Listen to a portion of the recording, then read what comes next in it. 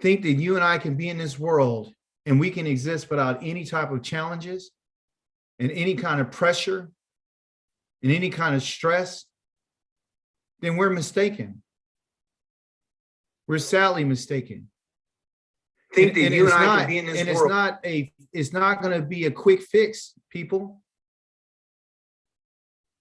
It's not going to be a quick fix. We don't have that liberty of it being a quick fix. It will not be.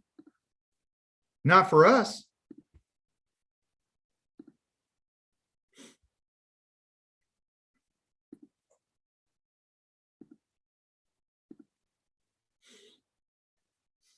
Our Torah portion this week was called Vayeshev. Can you see my screen? Yes. Praise Yah. It's called Vayeshev. It consisted of 4 chapters. Chapter number 37, 38, 39, and 40. Chapter number 37, it talks about how Yosef's brothers had sold him and under which circumstances that happened. Chapter number 38 talks about how Tamar, how she they say that she tricked Yehuda, but I would say that she had exemplified righteousness and how she wanted to get out of her situation. In 39, it talks about how Yosef was in Potiphar's house and then also going to jail. And then we find about these baker's dreams. And of course, under each one of those chapters, there's, a whole bunch of things that happen. But one of the things that I found to be interesting about this week's Torah portion was this idea of them dwelling, because that's what Yoshev means. Okay. We'll use this color right here. So this word right here, Yoshev, okay, which is a yod, a shin, and a bet, okay? It means to dwell. That's what it means. It means to sit, okay? It means to remain, okay? And you decided to sit there and to dwell there and to literally take your rest there, okay? There's several words that were in the Torah portion this week that have to do with this word Yoshev, okay? And when you think about it, and this is important for us to understand the Hebrew language, okay? And of course, this part right here means and he. You could say he dwelled, that's what it means, or he sat, or he remained, okay? And literally mean he returned, okay, to this place. This is what, and this he that's talking here is who? Who's the he that we're talking about in Vayeshev? Yosef. Yaakov, okay, and then it talks about his generations. It says this is the generations of Yosef up to this point. As we've been going through our Torah portions, we have found about the family of Abraham and his generations and his sons and his family and his wives, and then we had Yitzchak and what his experience was in terms of blessing his sons and getting married, and Avimelech and Rivkah and and all that. And then finally, Yaakov, he has been through a couple of different things. His brother chased him out. His uncle mistreated him. He's had 12 sons, and a daughter. He has, 2 wives, 2 concubines, and we got that. But now we're really talking. And so we kind of got the foundation of what his life was, but now we're really getting into the real life of Yaakov. He did, his son did, sleep with his wife. His other wife died. His daughter was raped. His sons committed a mass murder. They did a massacre and killed a whole bunch of people in a place called Shechem. Okay. And, so he's had a lot of different experiences. Okay. But this experience that he's about to go through after he came to this place in Kevron, okay, in order to take his rest, he's under the idea that I'm going to now be able to settle. You know, I'm done. I'm able to settle down now. Okay. Me and my brother, you know, the Most High has protected me against my brother. He did tell me he's going to bring me back in peace. He did, and everything's fine. I have my challenges, but now I'm thinking about what it was that the Creator had promised. This was everything that we have to remember is what the Creator has promised. Okay. So what did the Creator promise Abraham, Yitzchak, and Yaakov? What promise did he make to them? What was the covenant? Somebody tell me. Was descendants land, and that he would be Yes, their descendants. Okay. So I'm going to do the descendants, right? So he's already given him the descendants, but he says, I'm going to make your descendants like the numerous as the sky, you know, the stars in the sky. I'm going to make them as the sand in the sea, not just above the sea, but in the sea. I'm going to make them like the dust upon the earth. So there's going to be a great number of descendants. So he has the foundation for that. But now he's, you know, he wants to occupy the land though. Okay. You know, he still, it still hasn't been given to him that that's his land. He's still a stranger. He's still surrounded by enemies.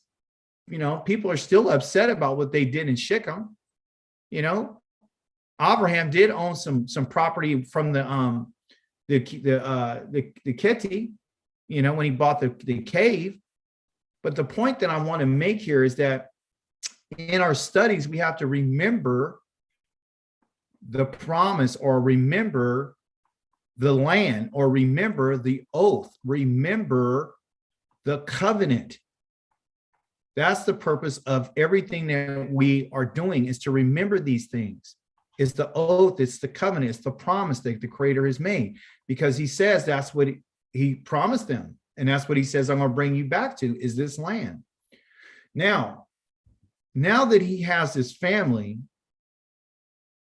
and he has some challenges, big time. This one right here that he is dealing with, where he thought he was going to be at rest and peace, now there's some really deep problems. Okay. The reason why Joseph was thrown into what was he thrown into? A pit. He was thrown into a pit. Okay. And he was put there. Okay. And he was thrown into this pit in several times. He was thrown into the pit the first time by his brothers. He was thrown into the pit the second time by Potiphar. The prison that he went to was a pit. It was a round pit. So he's always going through this. He's always being dropped in somewhere, and a place where really there seemed like there's no hope. Okay. So that's what it is. But this pit was deep. Okay. It's really deep. Okay.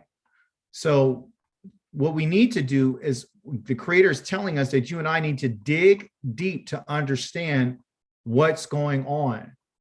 So when you have to dig through something and you have to go deep into something, this really can't be a surface type of teaching. Okay. That means that you're going to have to meditate. You have to think a little bit harder than what you normally have. Okay. So within this, I want to introduce you to the word that was used, I would say 75% of the time, okay, in the Torah portion. You and I cannot understand anything without understanding the Hebrew language. I know it sounds arrogant, but it's the truth, okay? If you want to understand what was spoken to the ancestors, and you want to understand the words of the Creator, you know, you have to understand the divine language. And within that, you're going to find what and how the Creator is dealing with his people.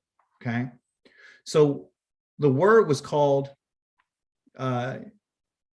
Yashav, which is Yah and then the Shav, right?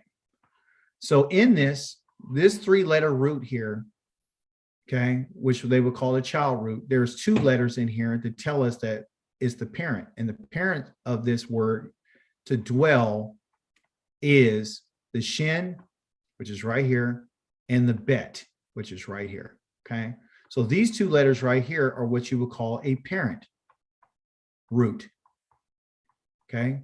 A parent root. This is a child up here because it's 3 letters, okay? The child has a lot of the similarities as the parent, okay, in terms of its meaning and definition. When we talk about the Hebrew language, we're talking about a family, okay, a family of letters, but also too, in the Hebrew language, we're talking about a family of what? Hebrew people. You understand? Because Joseph had said in the Torah portion this week that I am a Hebrew. I'm an Ivri. I've been taken from the land of the Ivris. Okay. So this word right here, shin, or the root, excuse me, the parent root, has some significance. This in particular letter, called a shin, means agriculturally to press. And it has this picture like this, which means the 2 teeth. Okay, that's what this is, the 2 teeth. And you use your 2 teeth, your front 2 teeth, to press on something. Okay, so it's used for press or pressing or pressure. Okay, to press. Okay, to bite down. So that's what that first letter means. The second one, somebody tell me what it means.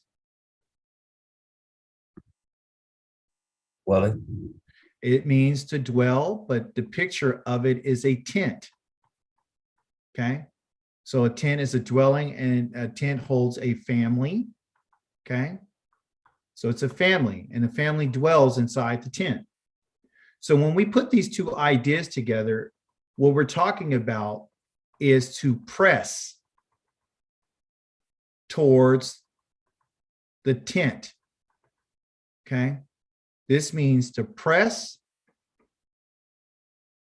to the tent or the dwelling, okay, or the house or the family. You understand? So that's what these 2 letters mean, okay? And we're going to continue to break it down. So keep that in mind. So now that you have that understanding, I want you to focus your attention over here to these letters. Okay. So in Hebrew, there is no letter V, but if a bet comes in, not in first position in the word, but in like the second position or the third position, it takes on a V sound, like V. Okay. So this word is called shuva. Okay. And I'm going to tell you what a shuva is in just a moment. But I want you to know that the 2 letters that are in this word shuva are these letters right here, a shin and a bet. That's in there, okay? So when we talk about shuva, we're talking about a pressing towards the house, but also too, there is another letter that's involved in here, okay? And one of the letters that are involved in here is called a hey, okay? And hey means to behold. That's what a hey means. It means behold or to see. Okay, right? This word shuva means to be a captive. It means to be captured, and then you ended up becoming a captive. Okay, so literally someone has taken you away from your house and your place and your dwelling and your family. We're setting the foundation for the teaching today, okay? So we have this idea of pressing towards the tent, right, with these 2 right here, but we also now have introduced a idea of being a captive, which means that you have been taken away. So you're not pressing towards it. Someone's actually taking you away. And when you are taken away, you are captured and you have become a captive. Okay. So that's there. And so we know that Yosef was taken away from his family, okay, from his house, from his father. So he has now become a captive, right? Within our teaching too, there are other captives that I'm going to introduce you to. The next word, which has literally the same letters again, which is the shin and the bet, okay? So this is a child root, and here you go. Here's another child. This is a wa, right? So we got shuva, and we got, shuv. Shuv, and we have shav, and we have yashav. Okay. So we have all these different words, but they all have the shin and the bet in it, the shin and the bet in it, the shin and the bet, even though I put it as a V because, it really should be this, but it has a V sound. So the shin and the bet right here. All right. So we have a captive, and now we have what you would call a teshuv. This one right here is literally to turn, but it also means to repent, okay, or turn back to somewhere, or to turn to someone, okay? So when you become a captive, you're being taken away, okay? So this right here is taken away, and this one is to turn back. You're turning back from where you were taken to come back. For example, if you were in the East and someone took you away captive, they would take you from the East and you would go to the West, okay? When you shuv, you're actually going back. You turn back and go back the direction that you came from, okay? So a captive is a captive when they're still in the place of their captivity. They're not a captive when they have been returned, okay? And that's what shuv is. Shuv is a return, but they use it also for repent, because you're turning back and back to where you're supposed to go, okay? Also, too, there's another word. There's a couple of other words that have this root in it, but this was the word that was used primarily through it. When I saw the word yeshav and to dwell and to sit, I was just think, okay, he's sitting there, right? And then I looked at it closer and it was like, no, this has to do with captivity, which has to do with Yosef. This has to do with returning, to shuv, to repent and to turn, because that is the principle in which the Creator wants to teach us. This is what he wants to teach us through this study, okay? So with the shuv, you have the shin, okay, which again, you have the parents here. Here's the parent again, the shin and the bet, and here's the child root, which is a wa, okay? So that means to, again, return or to repent, okay? And there's another idea behind this too, is you have return, repent, and then you also have to restore. Okay, so restoration is part of the idea of returning, because you're returning from a place of captivity, a place of degradation, a place of misery and depression, and now you're going to return back to a place of restoration. Again, you are not restored, okay, until you go back home. You're not restored until you make your way back 100%. You understand? So this ruffles a little feathers, because we talk about, a lot of us believe that, we're restored right now. No, we're in the process of returning. Okay. That's a participle, the ing, that's a particle. That means we're in the present moment of returning. We're presently trying to do this right now. You and I have gone through the process of repenting. That's what you're in the process. You're doing an ing, okay? That's what you're doing right now, which is called a participle. And we have to understand it. That's part of grammar, it's part of speech. So let me just change the color so I can have us all understand that this is what we're doing right now, okay? And also too, instead of we're not fully restored, but you and I are going through a restoration. We are being restoring, okay? So all this is a process. It's not magic. It's not magic at all, okay? So remember, ing basically means present tense, okay? It's present tense, and it means that I'm in the process of doing it right now, okay? That means that it's not past tense. That means it's not complete. It's not finished. So once we understand this, then we will get it. So as a captive, you and I are called on to return. And so that's what we're doing. We're returning.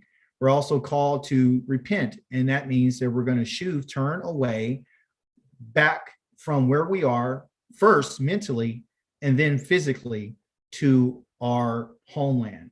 And then right now we are being restored because we have bits and pieces of our history and our elements of who we are, like the language and the Torah and those things. We don't fully have a complete understanding of the Torah, right? So we're working towards that, right?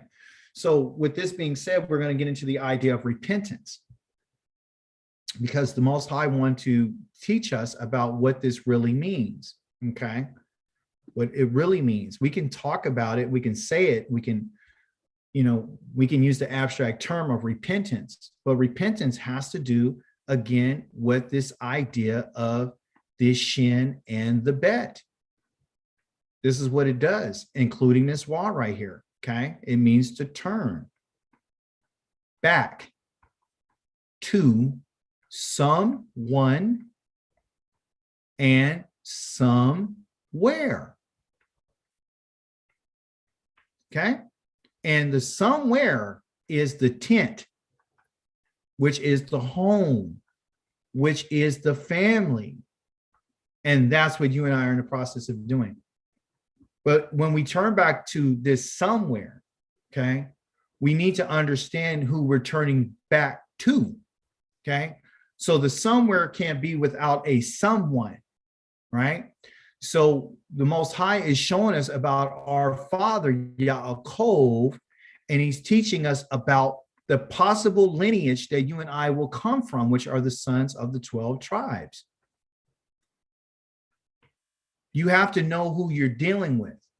Location alone is not good. You need to understand the individuals that you're dealing with and the family that you come from. So this is the Toledoth, and this is the generations of Yaakov, because Yah wants to reveal to us the deep problems that we have as a family that has been transmitted from our mothers. The mothers of the 12 sons of Israel, as I've spoken before, have been influential in their lives to the point of them behaving and acting the way that they are. Often we like to blame, like I said, Reuven for his behavior, but he saw his father treat his mother a certain way. He saw his mother was not loved. He saw all of it. We like to look back at Dan and Asher, and we look at Naphtali, and we look at God, and we look at those individuals that Yosef was, going back and bringing a report to his father about, when they were treated a certain way because their mothers were no concubines. They didn't have any legal status rights. Like, they weren't going to be like top on the chain. They were just really considered nobodies. So that's the reason why they felt the way that they felt about their brother. Yosef himself was 17 years old. His mother had died, okay? And at this moment, he really didn't have a mom. You see, he was like a foster child, okay? So he didn't have his mom, and all he really had was his father. He was the youngest, besides Benjamin, who was born later, but he was a baby, so he really couldn't relate to him. So he's literally by himself. He's kind of like a loner, but he's hanging out as much as he possibly could. But the brothers knew that, wait a minute, his father loved his mother. His mother wasn't a slave. Their mothers were slaves. There was, slave girls. So there's this contention, and there's this jealousy, and there's this hatred, and there's all these things that are surrounding this environment of this family. And those things have been passed on. And as we read this week, this is what we're seeing. What one would say the result of bad parenting. Okay. But all these things have happened in order to help us understand. So we can't look at this and say that this is all terrible. No, it's not terrible. On the surface, it appears to be super bad, and it's disgraceful, and it's unsavory. But the fact of the matter is, all of it has happened so Yah can cause us to understand what we need to do. So looking at their lives is to have us return and to repent to the Creator about the things that our ancestors have done, because those same type of mindsets have been passed on from generation to generation to generation. Okay. So repentance is a big part of this study. Okay. That I have to be able to show you. So when Yirmiyahu tells us something about this idea of repentance and returning, okay, he actually uses the word return, which is to shuv, right? Shuv is used right here, okay? And then this word right here, backsliding, that word there is called shovav or shovav, okay? There's a shin and a bet again and another bet. There's a shin and a bet, so they're connected, okay? Because backsliding means that you're turning away, okay? So Yirmiyahu, the prophet, is telling us by the word of Yahweh to return, you backsliding children, and I will heal your backsliding. But you have to return. This return right here is a command. That is an imperative, an IMPERATIVE, an imperative. It is a command. Okay. And so commands can happen in three different ways. It could be the first person, second person, or third person. Okay. The first person telling you to do something. Okay. This imperative right here is to the second person talking to his children. Okay. The imperative here would be a desire of oneself. But this one here, dealing with a second person, like I'm talking to you, meaning singular, or I'm talking to you, plural, to a group. And here we're talking a group because it's the children. I'm giving you a command. So the first person is giving the second person a command. Okay. And then, of course, in the Hebrew language, there's a third person. So there's a first person, second person, a third person command. But the command here is the first person, who is the creator, is telling his children, which are the second person, to what? To return. I'm telling you to return. That's a command. And I will, right, heal your backsliding. Okay. The ing, that's the process of what they were doing. So backsliding is not a one-time event like you made a mistake. A backsliding event is when you are inging. You're presently, okay, consistently going backwards, going ing backwards. And that means you're going away from someone or something, okay, or somewhere, right? So in this case, they were not only going away from their traditions and their customs, but they were going away from him. And so that is something that you and I need to be aware of, because this is a command for us to return from our backslidings. And then there was a response that was made, which was very, I think, beautiful, poetic, but beautiful, that the prophet here tells us, here we are. We are coming to you. And when I heard that, I thought about the hope. I thought that there's hope for us in our backsliding, okay? That he makes a statement, this prophet, okay? So this is a prophetic statement about here we are. We're coming to you. And that see that coming, that ing, we are presently coming to you, okay? So it's a process. So if you started off on the east and you went all the way here to the west, it took time to get where you are. And because it took time to get here, okay, Coming home is going to take time. It takes time. But as you're going back on your way of this path that you have left, you're starting to see all the areas where you made your mistakes. And you're seeing everything that your ancestors have done, all these different points, until you finally make it home to your tent, your resting place, the place where you would yashav, where you would sit and dwell. And that place is where the Most High would like to put you. Okay. But you have to make your way back to him. Okay.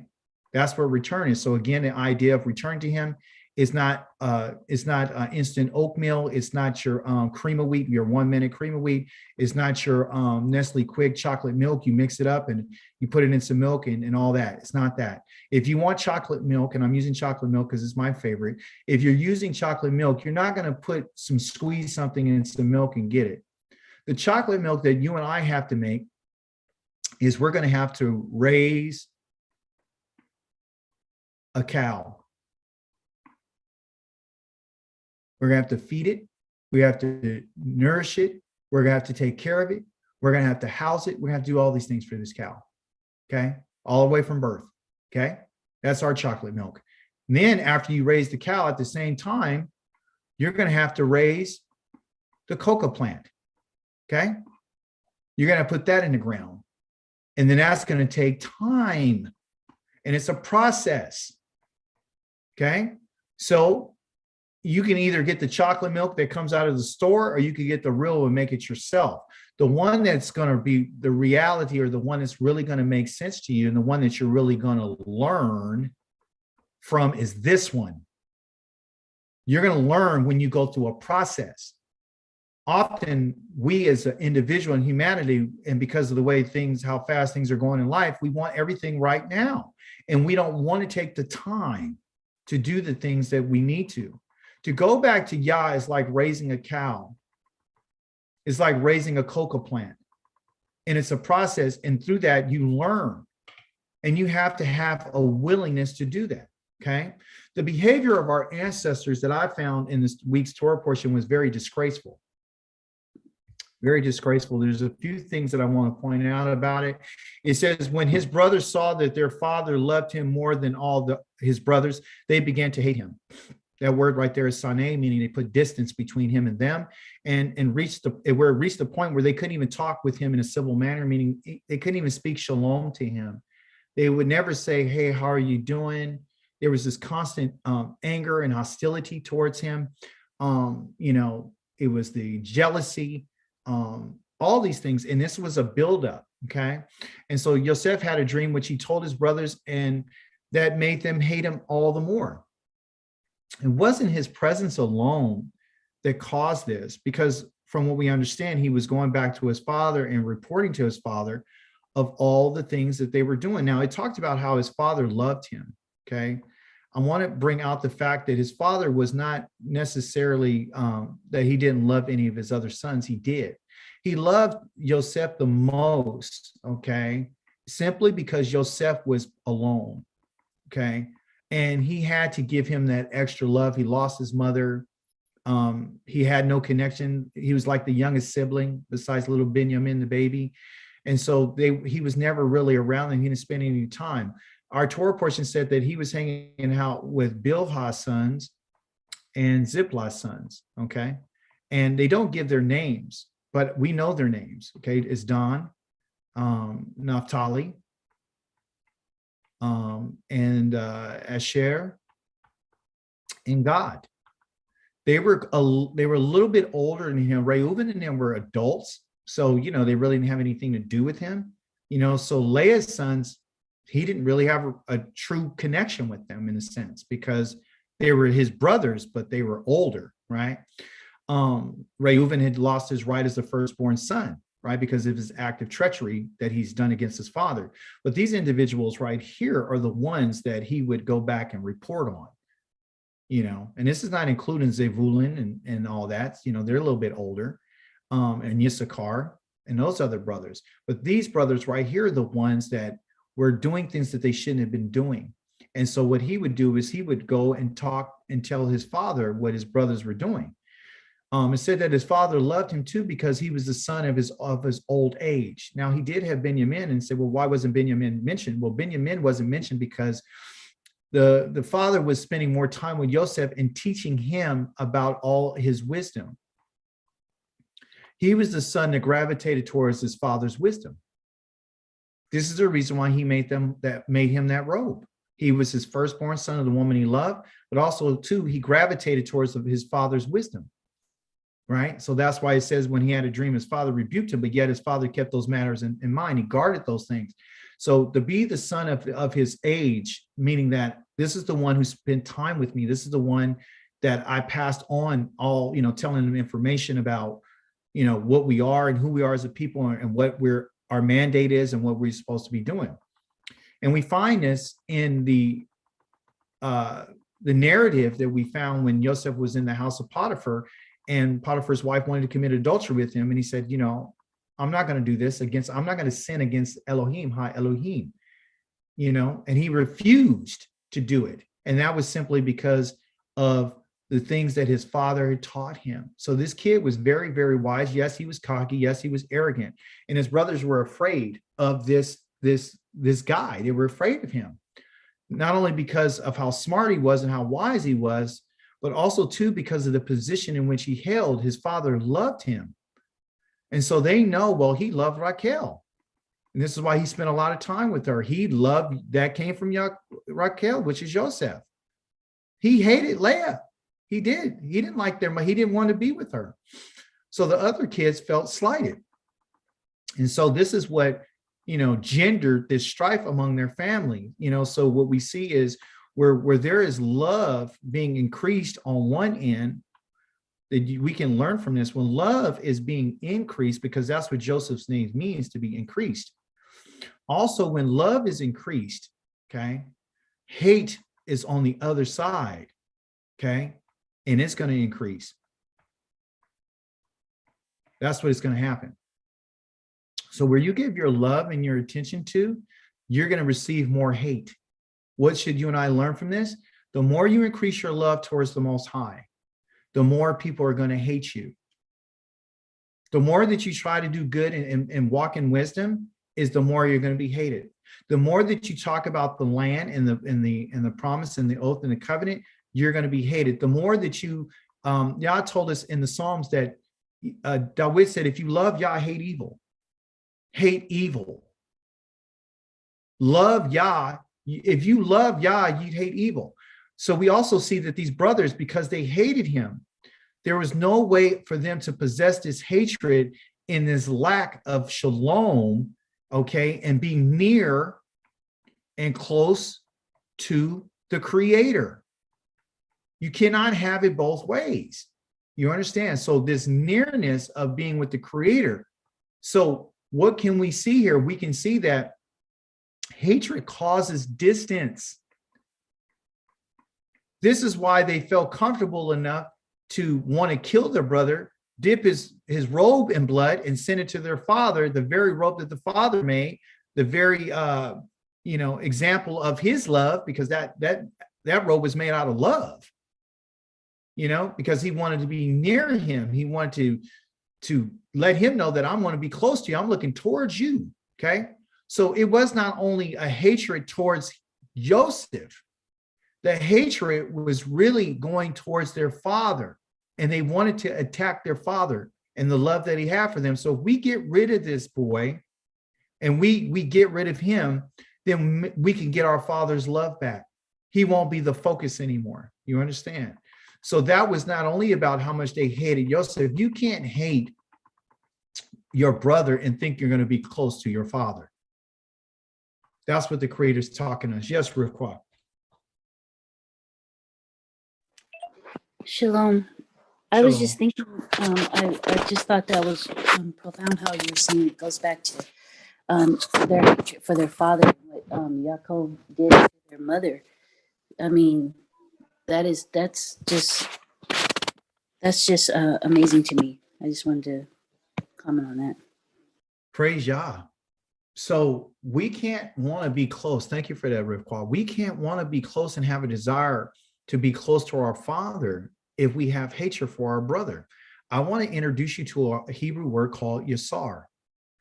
Okay. Sar, again, from our teaching, has to do with this Samak and then the Resh. This right here means to turn. And the Resh is the head. That's what a ruler is. A Sar is a ruler. We saw that in our Torah portion where we talked about how Yosef, when he went into Potiphar's house, he ended up becoming a Sar. He becoming a ruling over all the things that he had. We see then him becoming a Sar, turning the heads of the prisoners when he went into the prison. We see that the two, the baker and the butler were Sars. They were rulers over all of the Pharaoh's house, of the bakers and over the wine and over the food.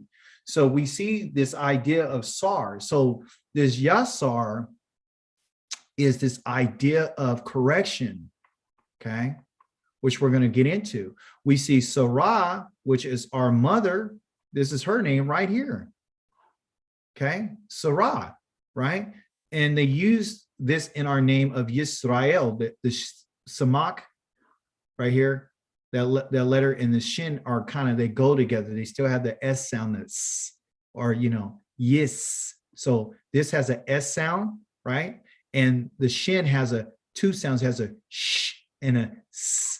So you can hear the Samak and the Sin, the same sound. So these two letters, which is this one right here and this one right here, are related. That's what I wanted to bring out a point. But in our name of Yisrael, okay, Yisrael, Yisrael, it's right there. El, power to turn the head. He turns the head. So this idea of Yasar, okay, meaning that he turns the head. So who turns the head? Well, let's see. Because that's what the goal is to turn the head. So we're talking about shuv, right? We're talking about this idea of repentance. We're talking about this idea of not backsliding. We're talking about this idea of returning and being restored. Then there's something that has to happen with us in order for this to take place, okay? So the Yasar is correction. We found in the Tehillim in our readings this week, and I was amazed when I found this. It said, how happy, okay, Asher is the man, the individual whom you correct. Yah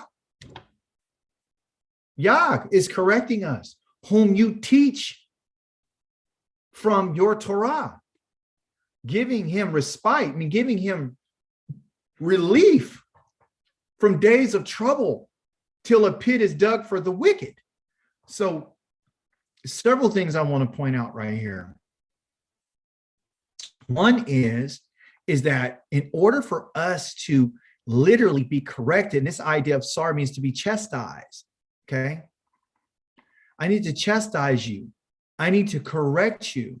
The Torah is what gives us the chastisement and the correction that we need in order for us to be truly happy. That word right there is called ashrei, okay? And ashrei means to be happy, like the brother Asher.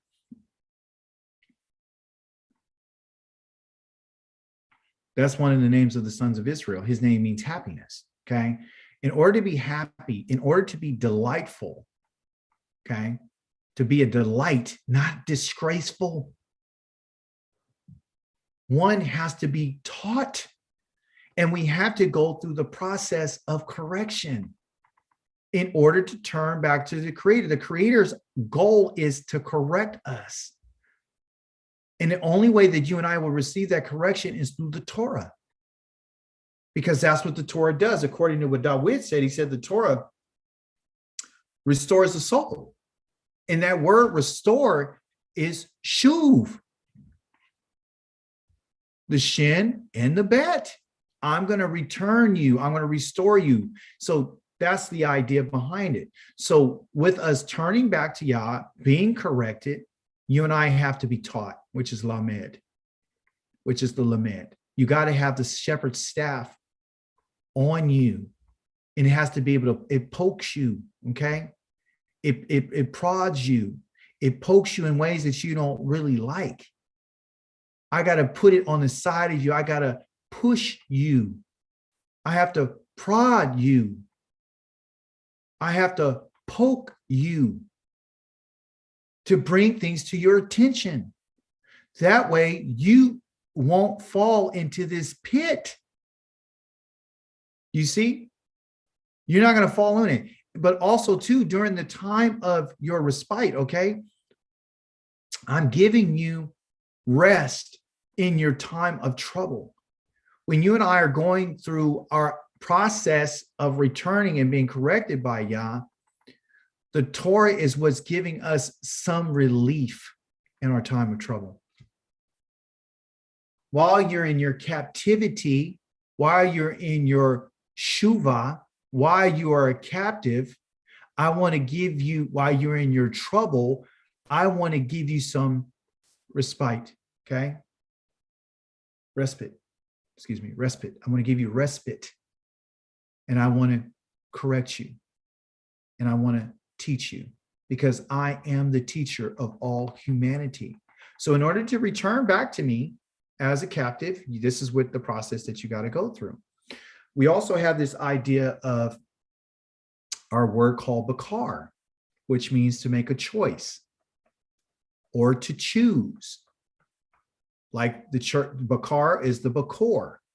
So a bakor is the firstborn. We've went over this before, right? So this idea of choosing is part of this Torah portion. Okay, so we have two firstborns, which is Reuven, and we got the firstborn, which is Joseph. Reuven's intimidated. Remember, I told you that he was not a low person; he was an all person. Again, the all again is the not now, and the low is never. Okay, there's a positive aspect to this, and there's a negative to this idea of no and not and never. Okay, which I'm going to bring out hopefully today. Okay, so this bakar here, this choice of something is that you and I have to make a choice. We have to examine. And the way that we do this, considering what we've learned so far about this sane, this hatred, and yet their hatred is directed toward their brother, is because that's how they really feel about their father. Our commander is telling you and I, and our creator, that you and I have to make a choice. Okay? You have to make a choice. And you have to choose this. You have to examine this. This has to be dealt with today. That the creator tells us to do not hate your brother in your heart, meaning in your mind, but you rebuke your neighbor frankly so that you won't carry sin because of him. Okay? The idea here is when it says do not, it's a low in Hebrew. It's low. And that means absolutely never. Because if you hate your brother and something happens to him and you were with him and you didn't kill him, but they died, God says you're being put to death. So what I'm going to do is I'm going to use your family's experience. I'm going to use the hatred that your mothers and your father have been teaching you over centuries and time, that you've been okay with hating. But I'm telling you today that you cannot hate. You cannot hate your brother in your mind. Okay, so you might sit around and you might at this time speak shalom and peacefully to people, but deep down in your mind, you hate them and you're putting distance between them. You have nothing good to say about them. Okay, instead of us rebuking them frankly and letting them know what it is and what they've done and bring it to their attention, you and I would rather hold on to the hatred. Yes, Akoti, Jeannie. Can you hate your siblings for dishonoring your parents? Or No. even though Yah said low. No. No. No. Not the children of Israel. Not anybody who's under Yah's authority and his leadership. Yah is the only one who can literally listen, hate that which goes against him. You and I can say, well,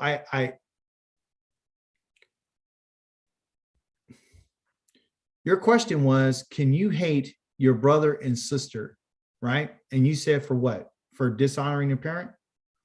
Yes. That's between them and Yah. Mm. That's Okay. not between you and them. You're not the creator. Yah didn't say, listen, Dawid said hate evil, right? You can hate the evil, but the goal is to bring them close. It's not to ever put separation there between them because they're your brothers and they're your sister. A family can't maintain itself with this type of behavior as we saw in our Torah portion. Okay. So he's saying rebuke them. You can tell your brother and sister about it. You can go to sharply and go say, I don't appreciate what you're doing. What you're doing is wrong. I've been wronged by my brother, by my brothers. And I brought it to their attention, but I won't hate them because of this, because of what Yah says, because it's a low, and low means there is no exceptions made. Absolutely never. Okay.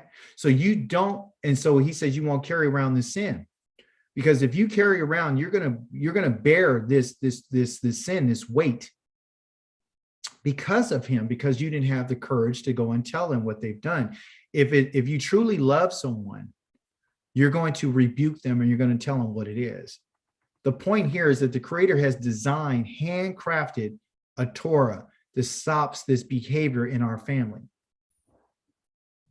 That's what he's doing. So there's a low right there. Don't ever do this. That's a command from the Creator. Okay. There was also this idea that they've done, which I say that is called qanah, and qanah means that they were jealous. They were jealous. This is a disgraceful thing. They only hated him, but they were jealous of him. And qanah has this idea of possession, okay, which means that they were jealous. They were jealous of something. He possessed something. Okay, so qanah means they were jealous, but also zealous. They were jealous of what he obtained and what he had, which was the relationship with their father. They were jealous of that relationship, and that fueled their hatred. Okay. And so it was what he possessed that they were after. And what did he possess? He had the robe, which is indicative of how their father saw him. That robe was very royal. It was saying that, guess what? You are the leader. You are the one that I chose. You are this one. You are the wise one. No one else had it. Some of us are going to have it and others are not. And even when that's the case, you and I have to accept that. Okay. There was murder that was part of this. Yeah, they physically didn't murder him, but that's what was in their mind. Okay. And listen what it says. They spotted him in a distance, and before he arrived where they were, they had already plotted to kill him. And they wanted to justify killing him. They said to each other, look, this dreamer is coming. So come now. Let's kill him and throw him into one of these water cisterns or pits. And then we'll say some wild animal devoured him. We'll see then what becomes of his dreams. I call this the dream killer. Okay, so they wanted to kill him because if they can kill him, they'll kill what he dreamed about. The dream that he had was very prophetic.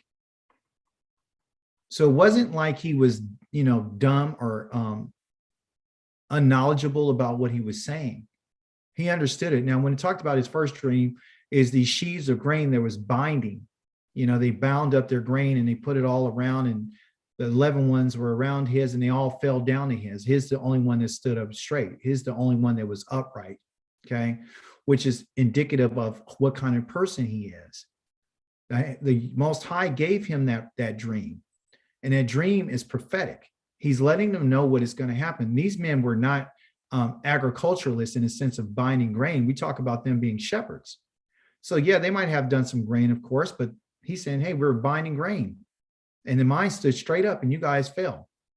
Again, saying, I'm the one, I'm the leader. So they didn't want that to happen, especially because he was the firstborn and he is the one that the fathers love. And this is what promoted the hatred, because it meant that he was going to be the leader. Okay. The Torah also tells us through this that you and I should not murder. Now, let me ask you a question. This is from the Creator. Do you believe that it's an all, or do you think it's a low? A all means just not now. A low means never. So which one do you think it is? They both have the same letters, an aleph and a lamed, and a lamed and an aleph. This one is an absolute, and this one is not now. Which one? Should be low. It is a low. Murder is not kill. Yes. And guess what? It's a low. So now that we have a low of not hating your brother, now we have a low of not murder. So if one is willing to hate, go back to your question, Akoti Samia, to go back to your question, if you have any hatred in your heart and something happens to your family member, right? According to what the Most High said, and you were there, you're a suspect now. So what he doesn't want us to hold on to hatred. He doesn't want us to hold on to hatred. Because if you hold on to hatred, more than likely you would then find a way to murder. That's something that you and I don't want to think about, but it's the truth. Big Mama used to tell me, if you lie, you would steal. If you steal, more than likely you'll kill. That's what she told me. And I was a little kid. I still remember, if you lie, you'll steal. You steal, you'll kill. That's what she taught me. And I live by that. If I lie, more than likely I'll steal something. If I steal something, I more than likely will kill someone. So what did it start with? Not lying. You understand? So never. The Torah is telling us never to do this because it's handcrafted because of their hatred. Here the Torah tells you are to follow Yahweh your Elohim, fear him, obey his mitzvah, listen to what he says and serve him and cling to him. And that prophet or dreamer is to be put to death because he urged rebellion against Yahweh your Elohim, he who brought you out of the land of Mizraim and redeemed you from a life of slavery in order to seduce you away from the path Yahweh your Elohim ordered you to follow. This is how you are to rid the community of this wickedness. I put this here because our previous verse told us that you should not kill. You see, there's a low, right? And then someone will read this and say, well, when should you, but in this one, I didn't put it here. I read this to let you know that a dreamer, okay, so they want to kill their brother because he's given them a dream. But his dream wasn't to urge rebellion against the Most High, to go serve another God. You see, in this same text here, following a couple of verses later, the Most High says, if it is your brother, it is your mother, it is your wife or anybody else, you are to kill them. So you say, well, that's a contradiction. It must be a contradiction, Dawid. Because on one, he tells you not to kill, and then on the other man, he tells you to kill. Remember, I told you there is a positive and a negative charge that is on that low. Okay, the low in its divine essence tells you that there's two ways it can be done. Number one, it can be done in righteousness, and the other one can be done in unrighteousness. The kill that a person would do, because Yah has called us to kill certain people, and you'll find out. Anyone who tries to get you and turn you to urge you to go against Yahweh, according to what he said, was supposed to be put to death. They were supposed to be killed. So there is an exception, not to the low, but to what's going on, whether it's wickedness or righteousness. I hear somebody. Go ahead. I have a hand raised, brother. I didn't want you to go. Yeah, because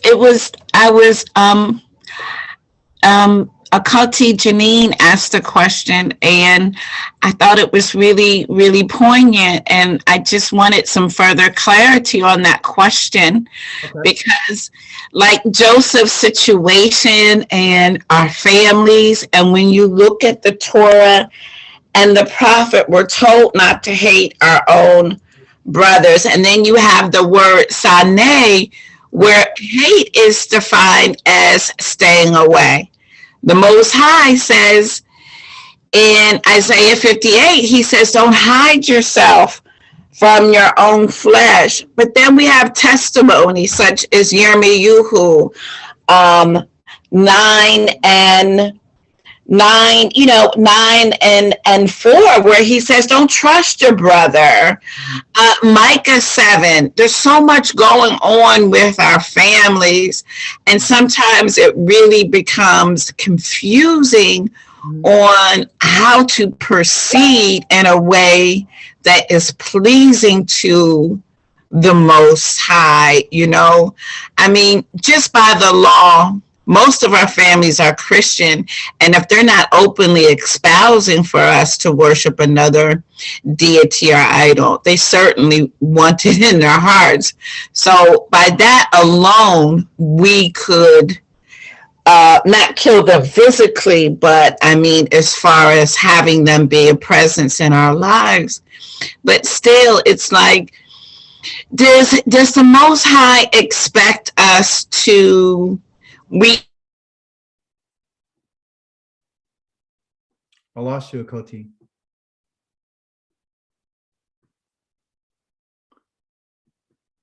Well, I'll try to answer your question for you as much. I didn't hear the rest of it, but what I did, did you finish it?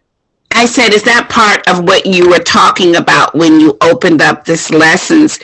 Is our family situation what we must endure to please the Most High?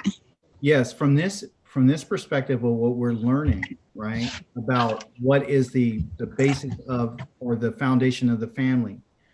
I'm talking about a family of within, say, your household. Okay, that's what I'm talking about. I'm talking about what's in your household, right? And then also too, when we're in our land, the Most High says that this is what my laws are, to say that you can't hate your brother. Okay, the individuals that are in the camp or in the land, right, at this moment, or when they get there, won't be any rebellion. There won't be any type of rebellion against the Most High. So what we have to do is keep everything in its proper context.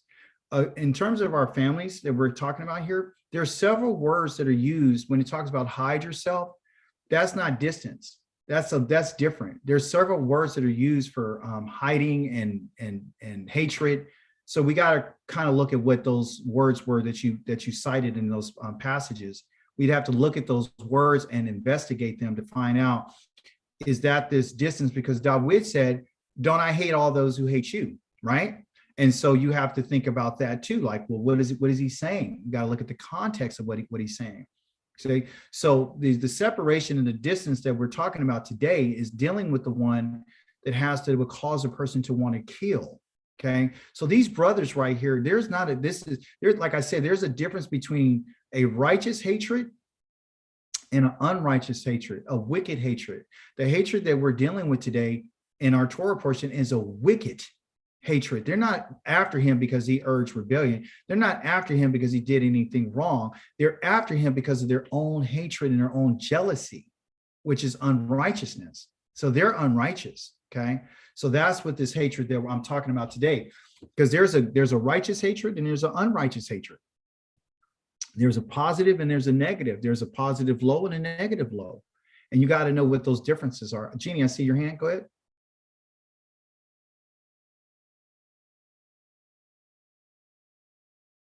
Anyway, back to the point is that I mention this because the Most High is telling us, like, you guys are going to have people that are going to come to you and they're going to try to get you away from me.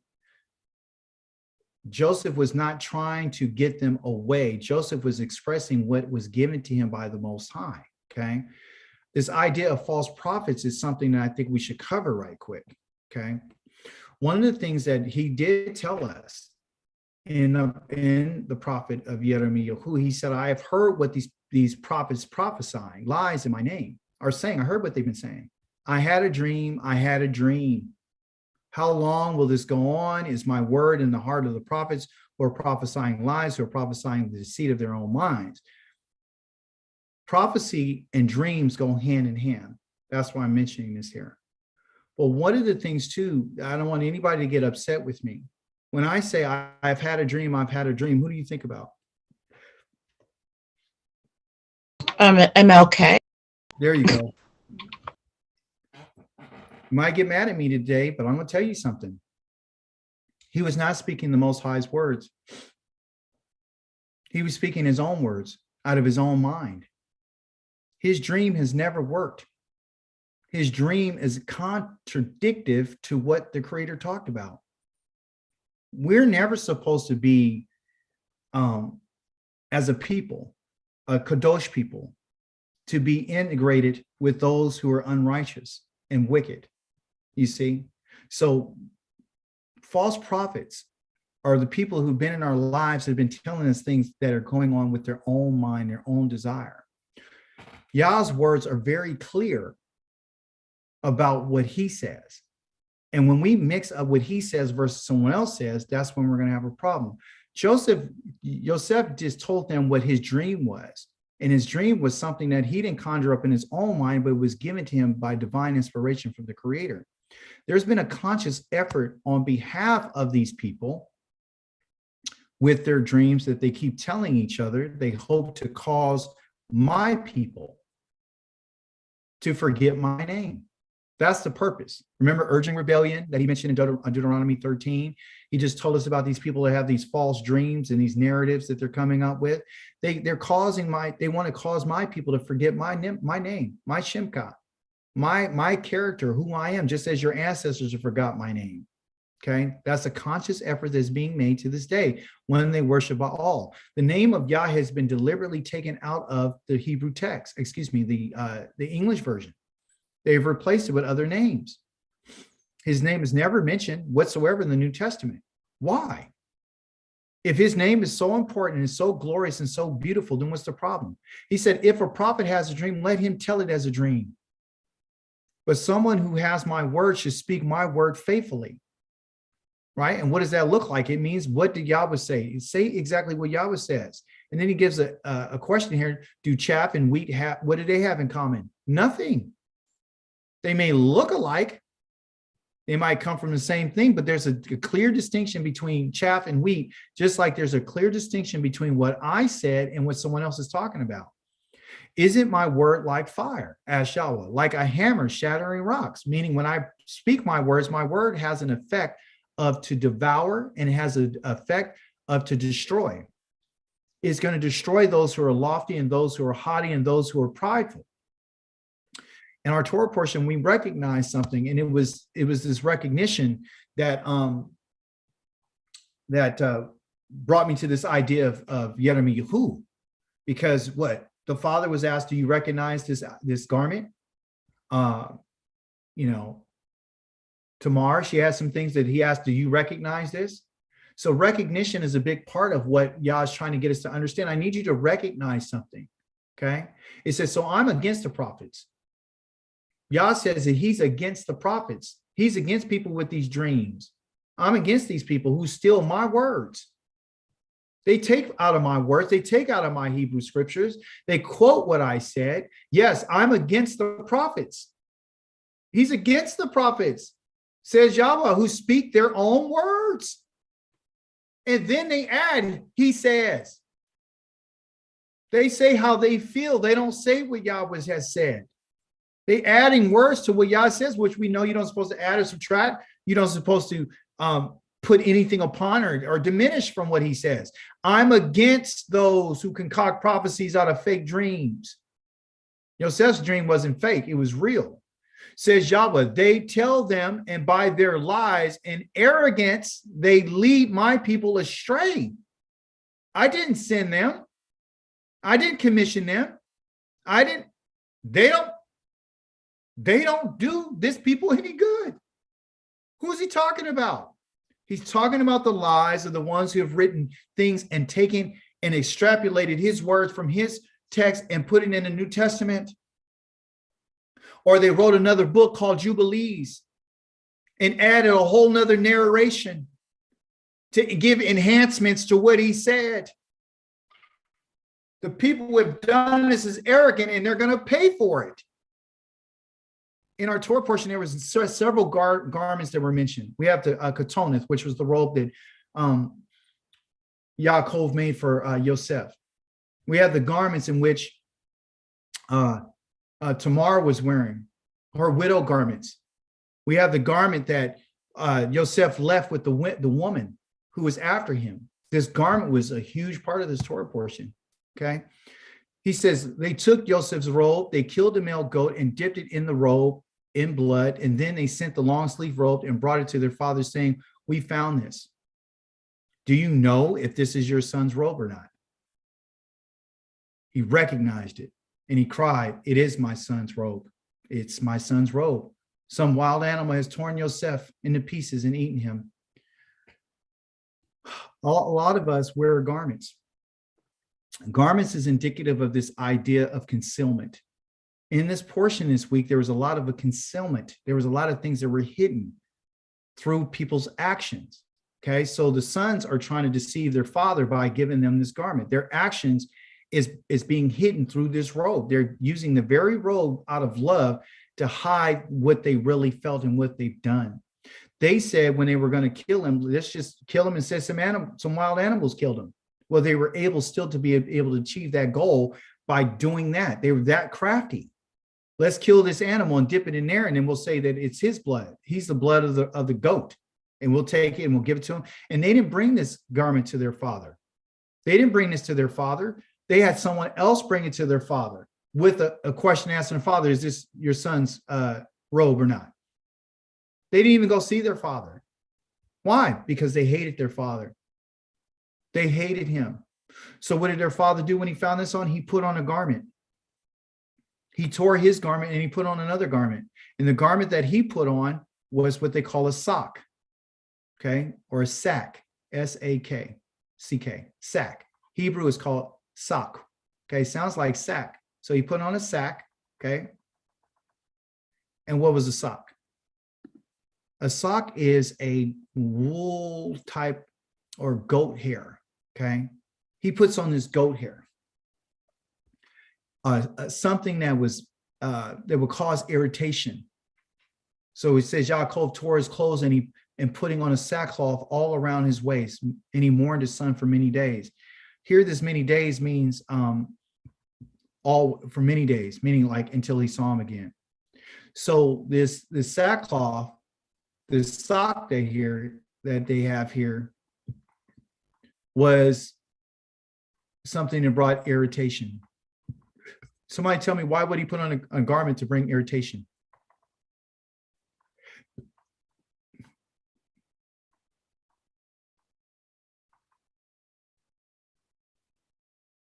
Because he wanted to be reminded of his son.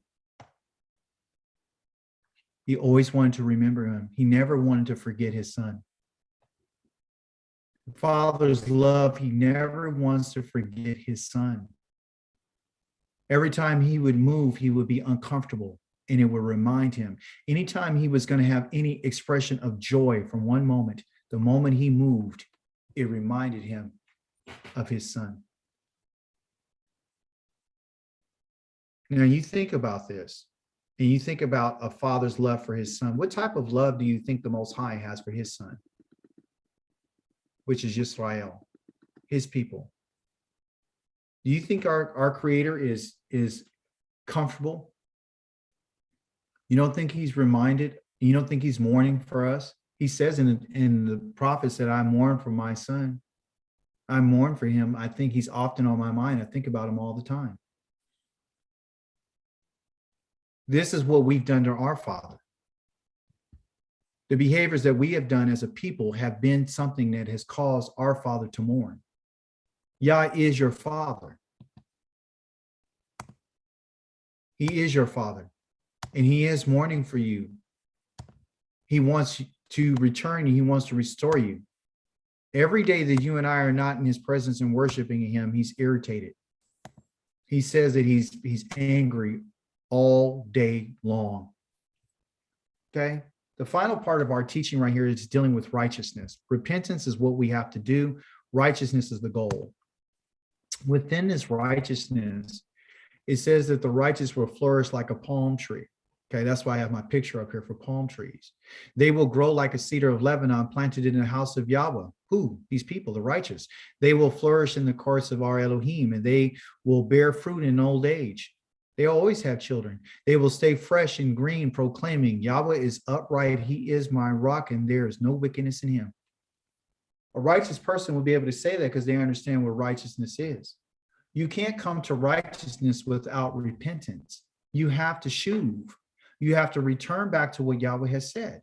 In this example of a palm tree, we have the story about this woman called Tamar.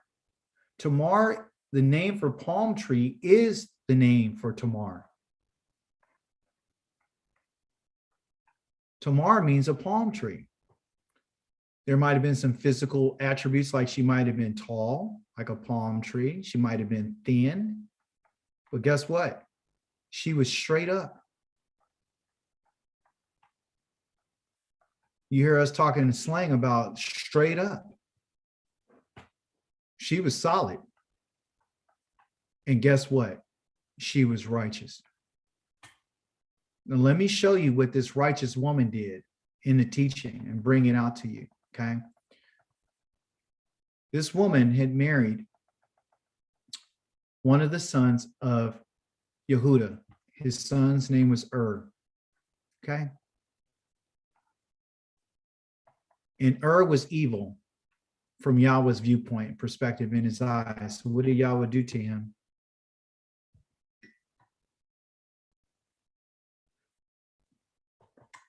Read your Torah portion. Yahweh killed him because he was evil from Yahweh's perspective. Yahweh killed him. Yahweh didn't like that. It was not agreeable with Yah, so he killed him. Okay. When he killed him and she was married to him, she experienced widowhood. Before I go any further, let me explain what a widow is. A widow is called an almanah, okay? And an almanah has this word in it called alma. And an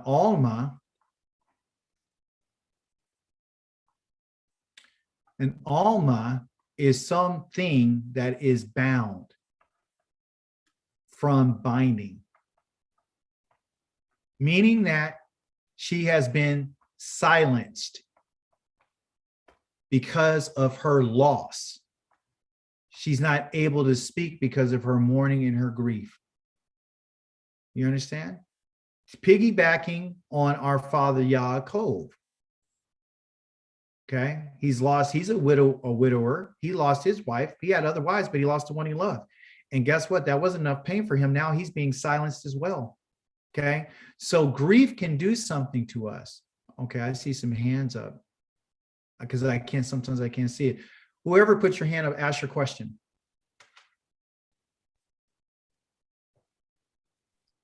Somebody was before me. I want to let that person speak first because they was first raising their hand. Oh, you're answering now. You go ahead, Kent. Oh, no, I don't want to try to derive from the lesson. What's the difference between a Bethula? Oh, Bethula is a virgin.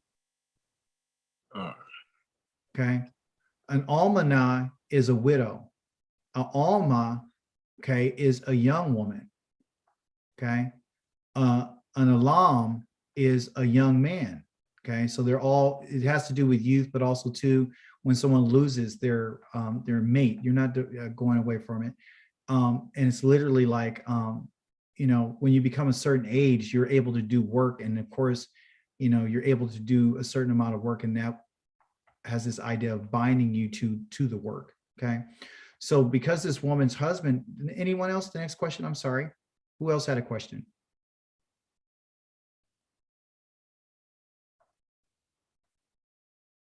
It might have been from someone before.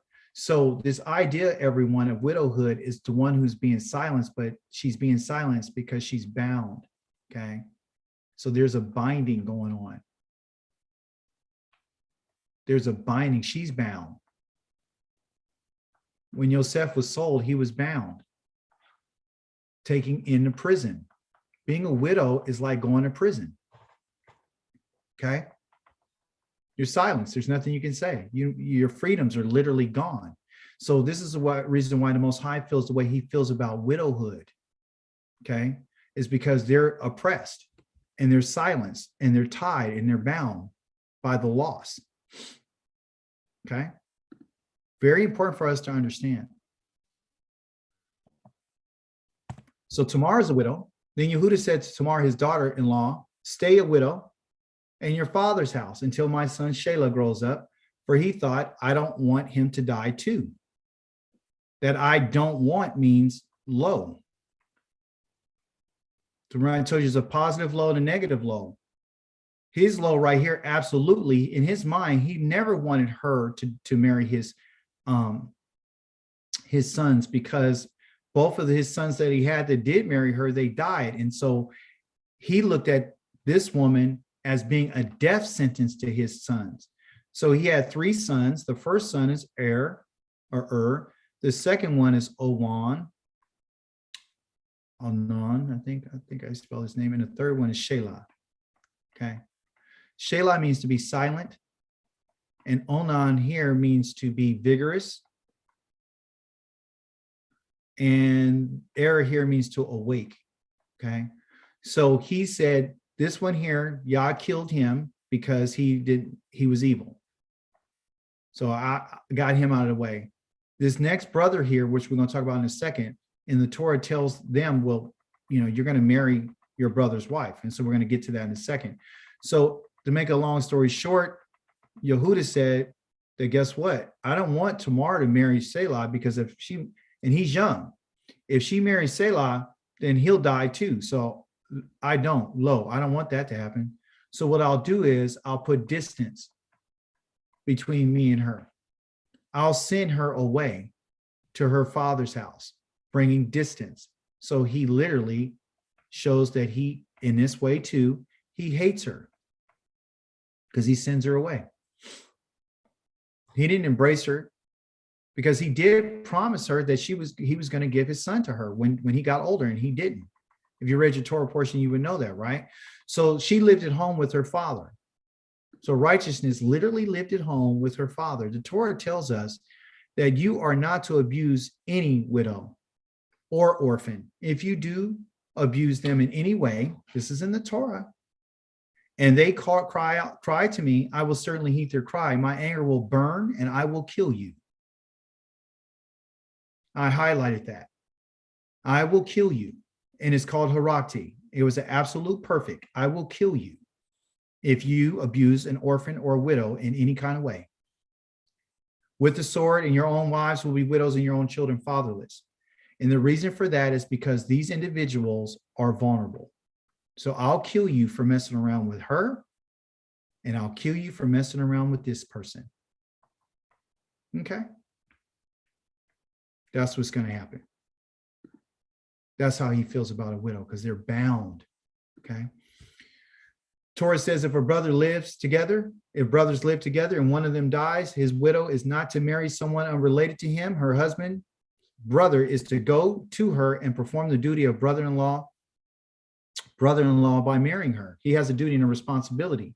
This is in the Torah in Deuteronomy chapter number 25, verse 5. But we see that in our Torah portion, before the Torah was even given in its mandate through the Davarim, through the words of Moshe, that they were practicing this tradition way before they even received the Torah. So the duty to perform a brother-in-law by marriage to the wife was something that was already given. This was something that they understood. Okay. So that's, people say, well, is that part of the Torah? Yes, that's an instruction that they have been taught. So Yah is including the good things that were brought, that were taught, were also included on what we see here. The negative things that were taught, Yah says, I'm going to prevent those things by, man can't marry a woman and her sister. Why? Because of Leah and Rachel. You can't hate your brother. Why? Because they hated his brother and sold him. You can't sell your brother.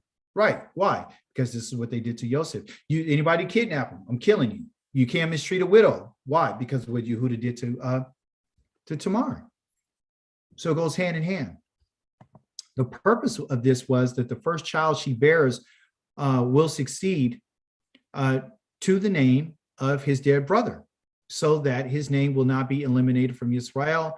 And if a man does not wish to marry his brother's widow, then the brother's widow is to go up to the gate to the leaders and say, my brother-in-law refuses to raise up his brother a name in Israel. He will not perform the duty of a husband's brother for me. So he does have an option. Yah does give him a way to get out of this. But according to the Torah, she is to take off his shoe and spit in his face. And they will be known as the family that they had their sandal taken off and spit in the face because they refused to raise up a name for his brother. Interesting enough, through our story, Yehuda ends up having some sons, right? And we'll talk a little bit about that. But the viewpoint of Yah was this, that Yehuda said to Onan, okay, it's really pronounced Awonon, okay, to go up and sleep with your brother's wife. So he's telling him to perform this duty. Perform the duty of a husband's brother to her, way before they even receive the Torah. Preserve your brother's line of descent, because this is what this is about. However, Onan or Owanan, he knew that the child would not count as his.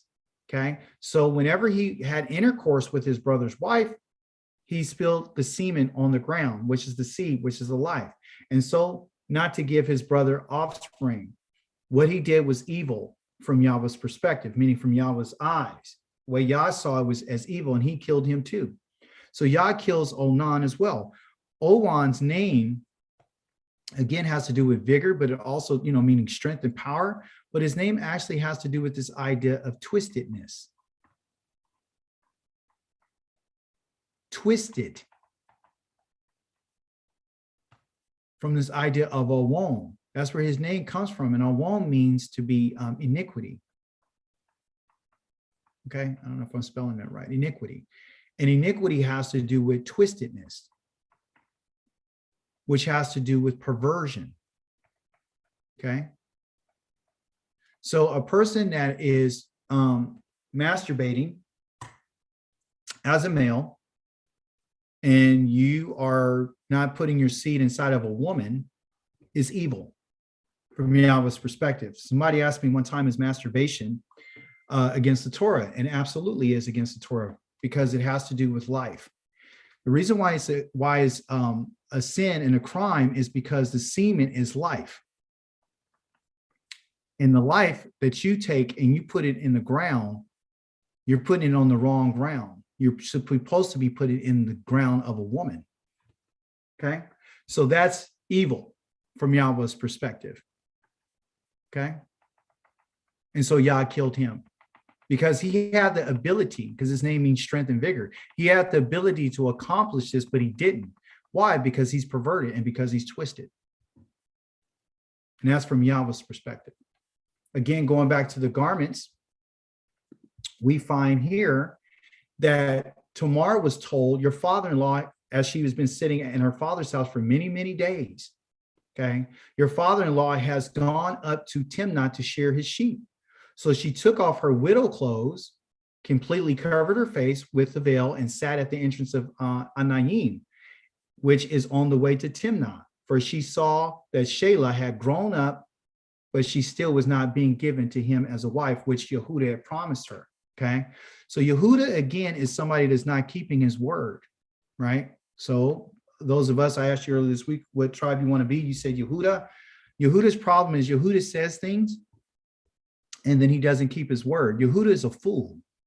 And the reason why I say he's a fool, because there's two different types of fools, okay? There's two types of fools. Fool number one and fool number two. Fool number one says things and he doesn't do it. He says yes, and then he says no. Yes, maybe, changes his mind all the time. The second type of fool is one that's bent on what's wrong. Okay, they'll stick to their story no matter how wrong it is. They'll be that stubborn. They'll be bent on what's wrong and stick to it. They won't be changed. They won't change their mind. Okay, so those are the two types of fools. The Hebrew word for fool is called kasal. These first two letters right here means to cover. This is what she did. She covered her face. Okay, so he wouldn't know who she was. Okay, so she's going to hide herself. And the lamed here means to learn. Okay, the person who hides themselves and covers, because this is the palm of the hand, and this is the turn from the samak, to turn the palm. You turn the palm over on something to hide something. Use your palm of your hand to hide it. The lamed right here is introduced because it's this idea of a fool who would cover their mind from learning. Because the lamed is not only to learn, the lamed is the first letter of your word lavav, which is your heart, which is your mind. So if you're not willing to learn and you're covering your mind, you don't want to hear what's being said, then you're a fool. Yah says that a man or a person who says that there is no Elohim is a fool. A fool has said in their mind that there is no Elohim. You say that there's no Elohim when you're not willing to learn.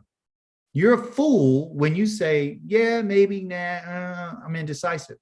You're a fool when you hold on to that which is not true, but you're unwilling to learn what's true, okay?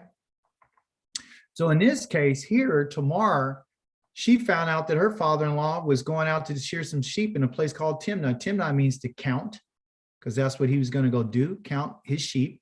And it's at a place called Anayim, which means eyes. Your Ayim is your eye. Your Anayim is your eyes. Okay. So something, she has to go see the count. Okay. For she saw with her eyes that Shelah, right? The silent one, that's what his name means, to be at ease, which he was born in a place called Kizov, which Kizov has to do with a lying, to be a liar. That's where he was born. And his mother was a Canaanite.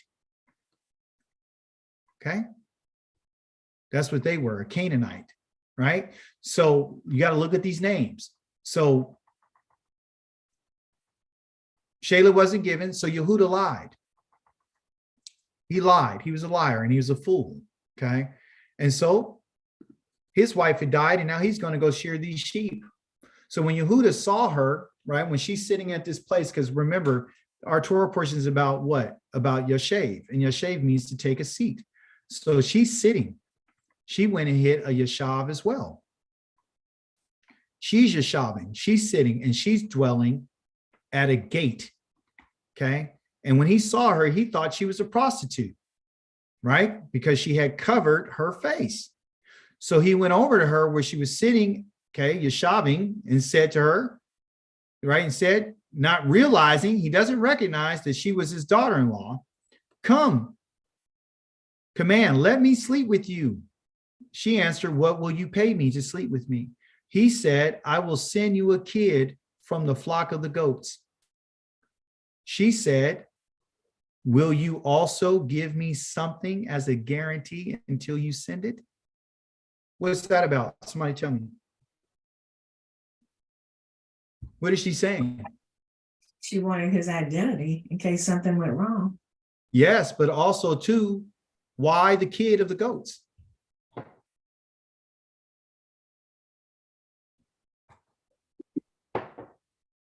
Look at the wisdom in this woman. She mentions this and she takes the opportunity, which is something we can learn from, which means if you're sitting somewhere, if you're in a Yashav type of mindset and you're sitting somewhere in your captivity, you need to start thinking.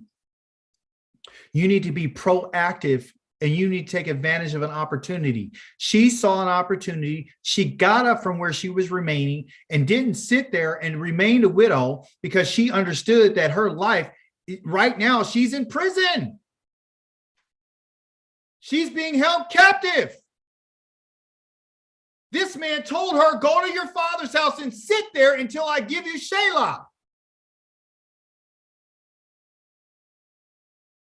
She made a move in the place of her Yeshaving, her where she was remaining as a captive. She wanted the promise that was made to her. The kid, the flock of the goats, he had already made a promise to her to give her Shelah. She did not fall for what? The lie. She didn't fall for the lie this time. He promised, I'll give you Shelah. She never received Shelah. He grew up. She couldn't get him. She wanted a guarantee because she knew she couldn't trust him.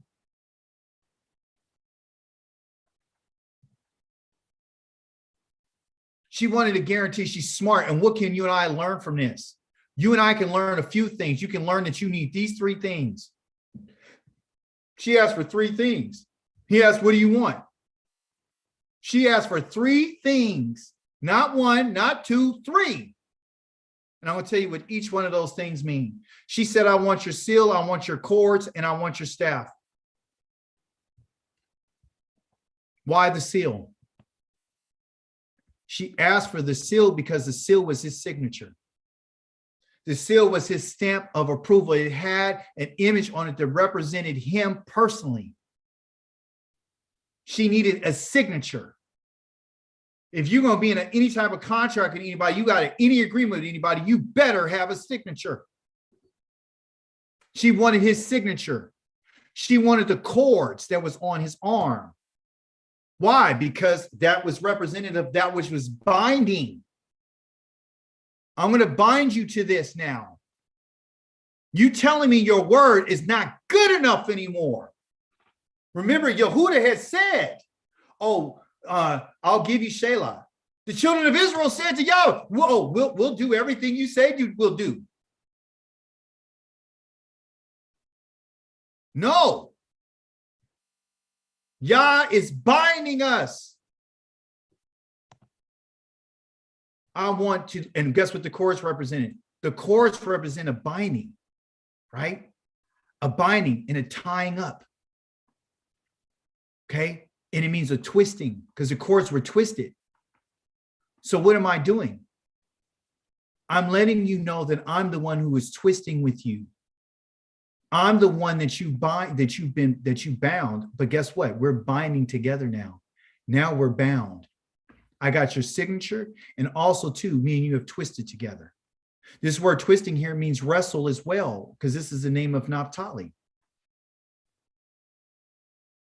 You see, which goes to our Torah portion about the sons of Bilhah and Ziplah. I was one of the sons. Okay, meaning we're going to bind, we're going to wrestle this out. I've been wrestling with you. Okay, because I've been a widow, I've been silent. I haven't been able to say nothing. I can't say nothing. But righteousness cannot remain silent. It cannot remain silent. Righteousness has to speak up, and it's spoken through our actions. It's not what you say, it's what you do that proves that you're righteous. And this is what we are supposed to learn from this woman, Tamar.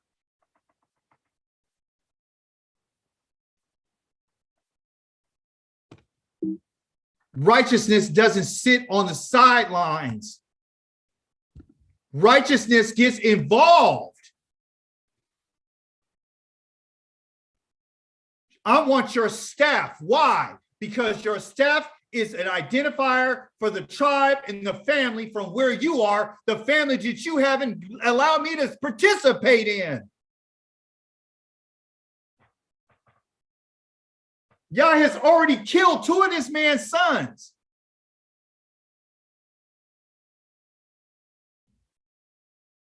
Do you think maybe he remember the Torah portion said he left his brothers? He left away. Why? Because there's a whole bunch of grief and sorrow, and he had to look at his father. He couldn't anymore. So he decided to escape. And he thought that he can escape the situation, and he can't. Family is everything, everyone. We're part of a family. Has not Yah given us the seal? Has he not put his signature on us? Has he not bound us to this covenant? Has he not said that we're part of this family? And if you and I are going to accept this and we want something from Yah, then you and I are going to have to get up from where we are, and we're going to have to walk and put ourselves in a position so he can make a move and know that we're serious, and we got to chase it and we got to pursue it. If you want a guarantee from Yah, you got to make a move.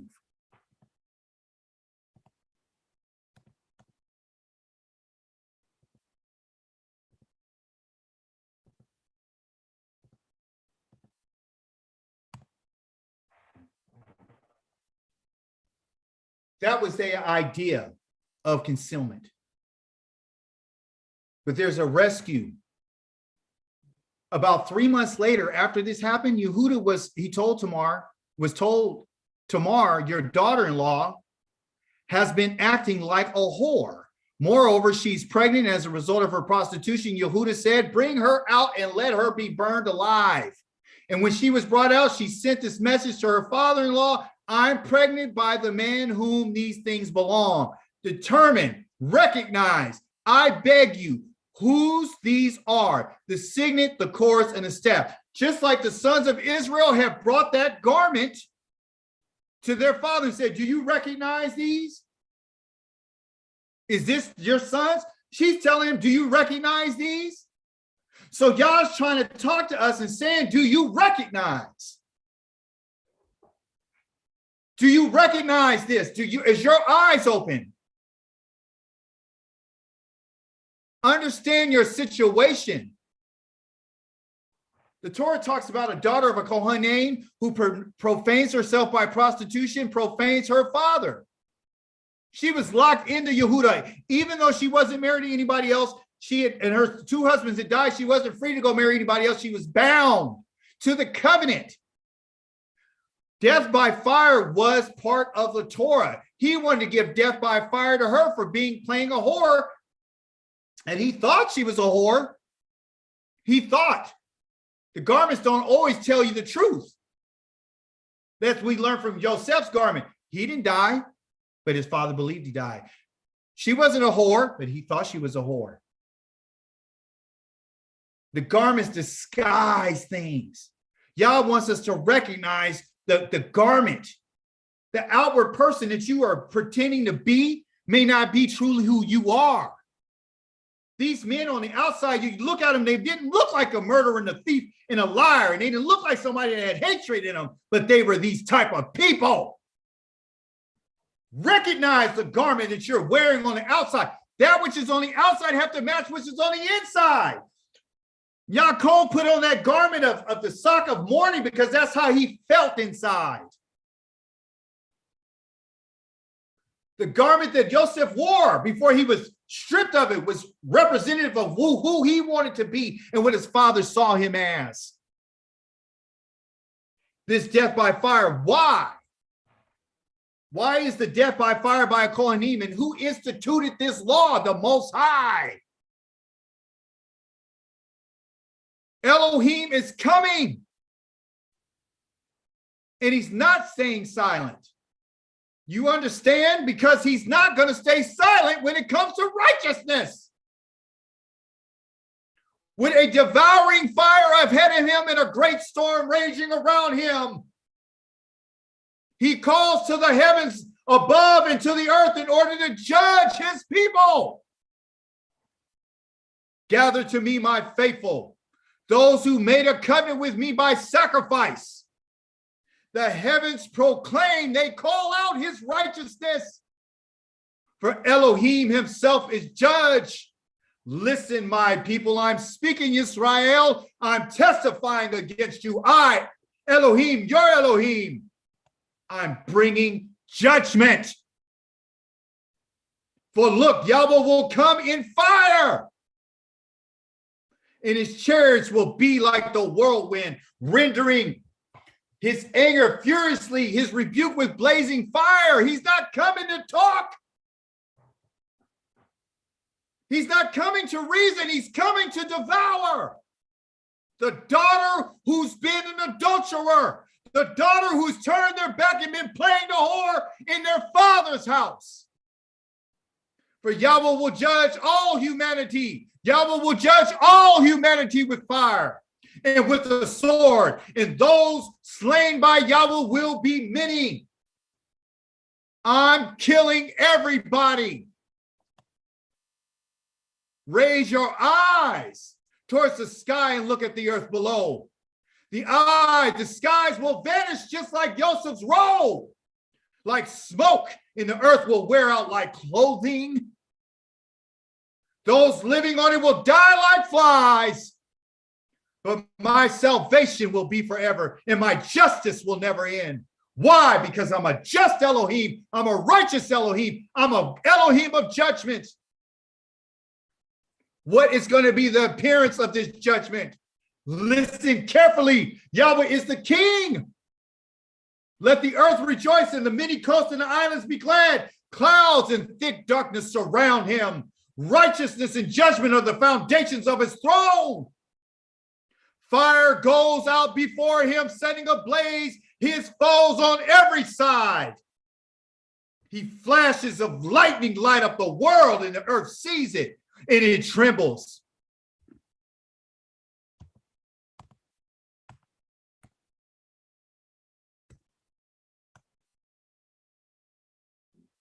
The mountains melt like wax at the presence of Yahweh, at the presence of the master of all the earth. The environment, what is it going to be like when he shows up? The trumpets and the sound of the shofar shout for joy before Yahweh, the King Yahweh.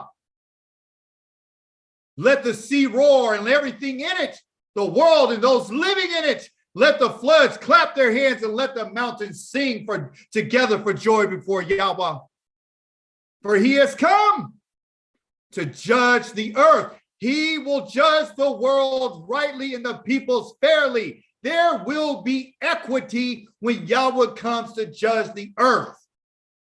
The floods will clap their hands, meaning that the waves will smash against each other in closeness. That's how bad it's going to be. There will be an earthquake. Yahweh is king. Let the peoples tremble. Let them shake, for he sits enthroned on the Kevarim. Let the earth shake before Yahweh. Yahweh is great in Zion. He's high above the peoples. Let them praise your great and fearsome name, Yahweh, because it's Kadosh. You mighty king who loves judgment. You establish Masharim, Mishpatim, and Zadakim, which is righteousness in Yaakov. What is the Masharim? That's the equity. That's the balance. You think he wanted Tamar to be a widow when he made her to be able to bring forth children? She's supposed to sit on the sidelines because somebody lied?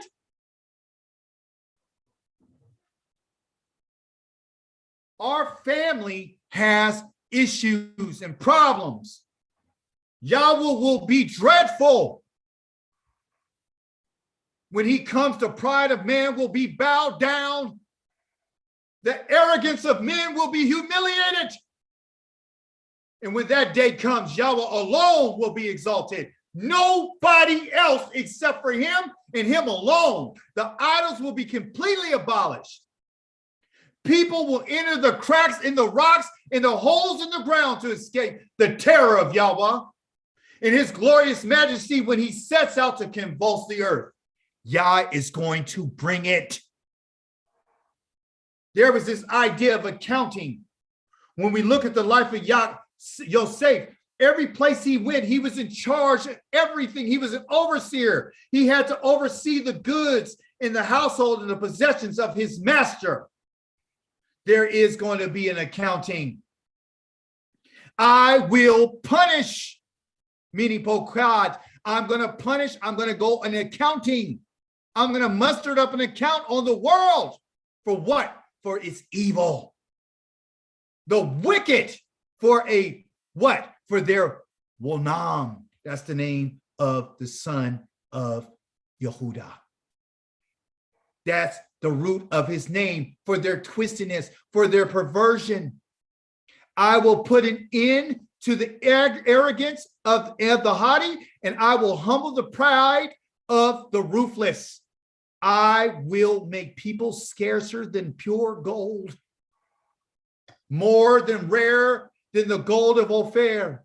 Therefore, I will make the heavens tremble, and the earth will shake from its place at the wrath of Yahweh Sabaoth in the day of his burning anger. He's not playing games. That's what it's going to be. That is what we should be looking forward to. There is going to be an accounting.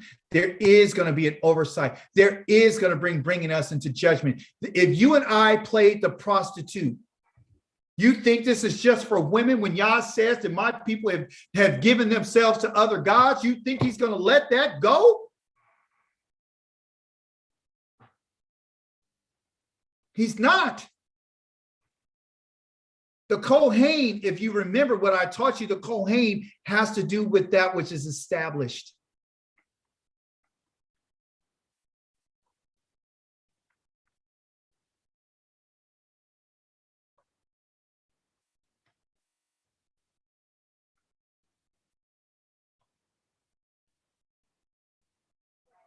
It's what's established. It's what's taking root in the ground. You think I'm going to give the Kohen this command for what? Just so you can think that she's going to be the only one who's going to get the burning? I've already told you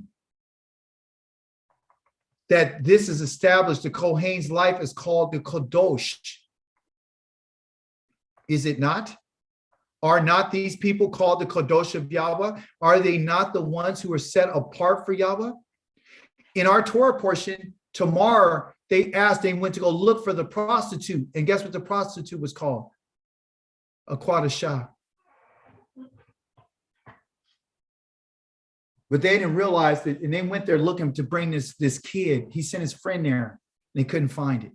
Couldn't find her. He says, where's this Kadosha? Where's this Kadosha? Where is this one who's been set apart? See, Kadosh means to be set apart. A Kohen is one who is set apart. The Most High is set apart. His children are to be set apart.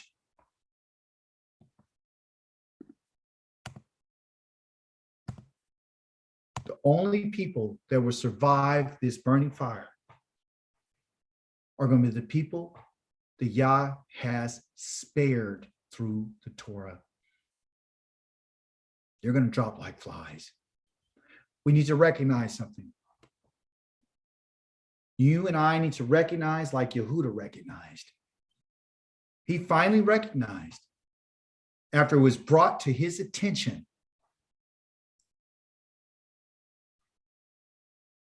he acknowledged owning those items. And he said, she is more righteous than I because I didn't let her become the wife of my son, Shelah, because I turned the absolute no that has supposed to be absolutely for good. I took that low and I changed it to a bad one. I took it to a negative versus a positive. When Yah tells us that you're not going to commit murder and you're not going to commit adultery and you're never going to steal, it's for our good.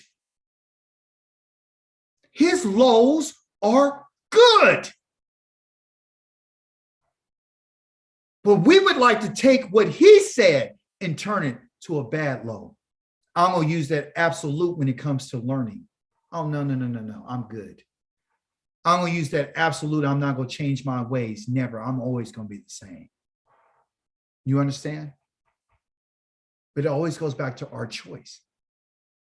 You and I, and at this moment of him owning this and understanding this, he had to acknowledge an acknowledgement in our endeavor to shuv. One, in order to fully, truly shuv and to return to God, we have to acknowledge where we made a mistake. And stop playing games. And turning this into a religion is not.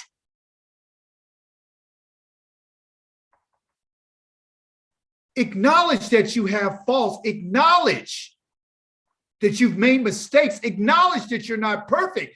If you do that, you'll be able to what? You might be able to recover. It takes time.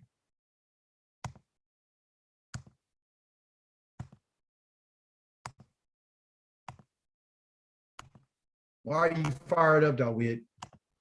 Because our people need to understand the truth. You have to understand this.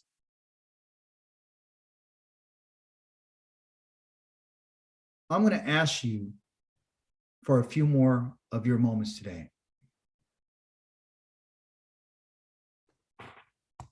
I didn't have a slide for it, but it was something that the Most High wanted me to bring out to you. There's two different places. You can write this down. It can be in 2 Chronicles chapter number 6, verse number 36. Or you could be in 1 Kings chapter number 8, verse number 46.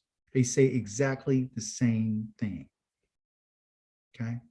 So what I want to do is I want to read it out of 1 Kings. And I want to read chapter number 18, verse 46. And I want you to listen very carefully to what it says. It says this. This is a prayer of Shlomo to the Most High when he was dedicating the temple. And he says, if they sin against you, it's a possibility that they would.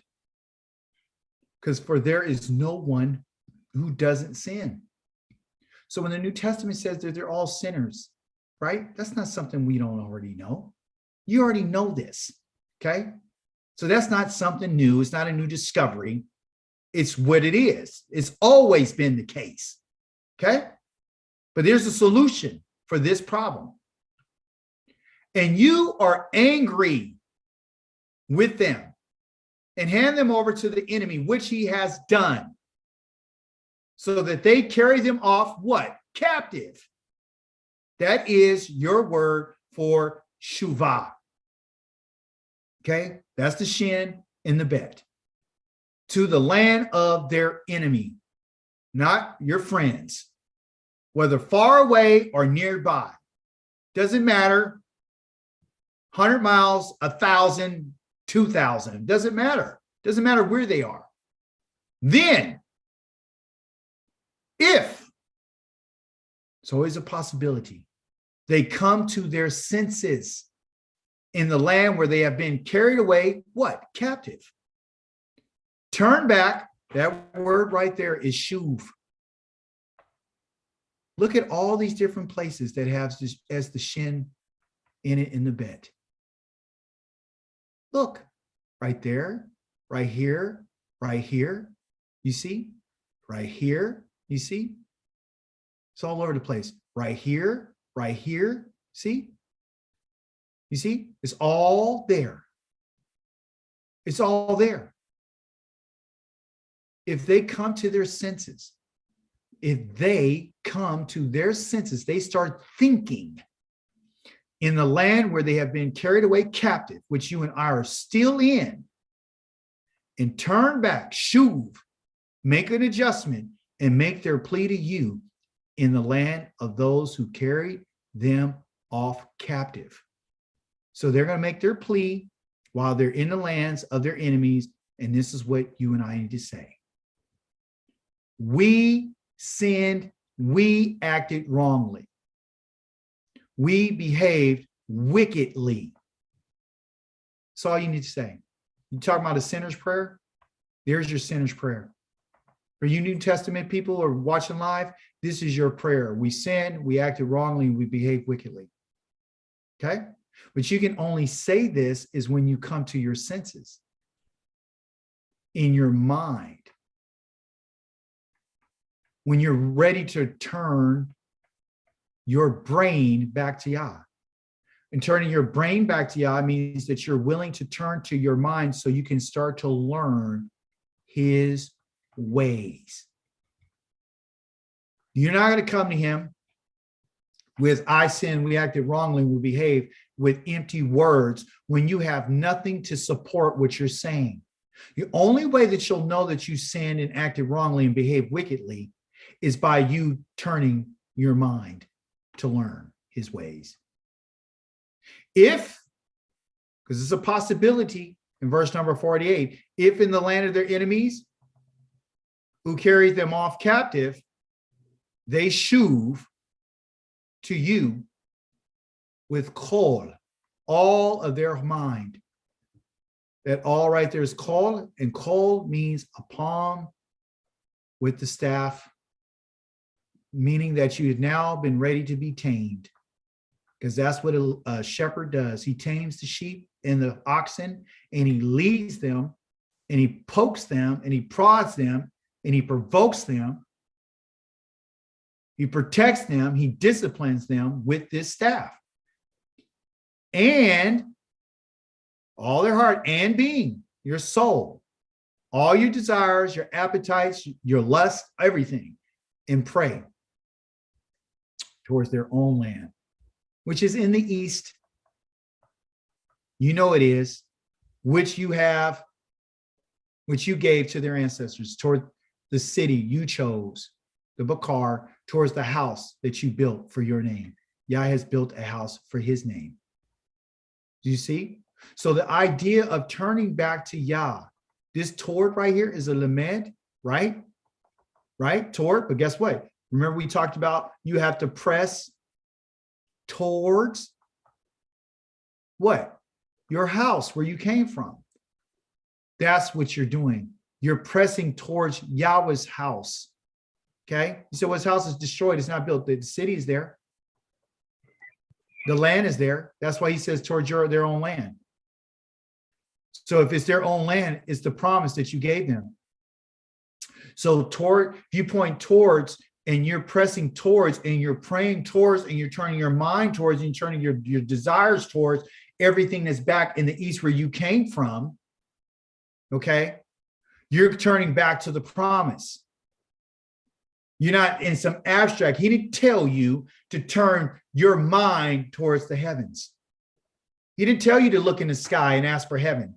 He didn't tell you to look at where your ancestors went. He told you and I as captives, because we made him angry, to turn back towards his house, towards our land, the promise.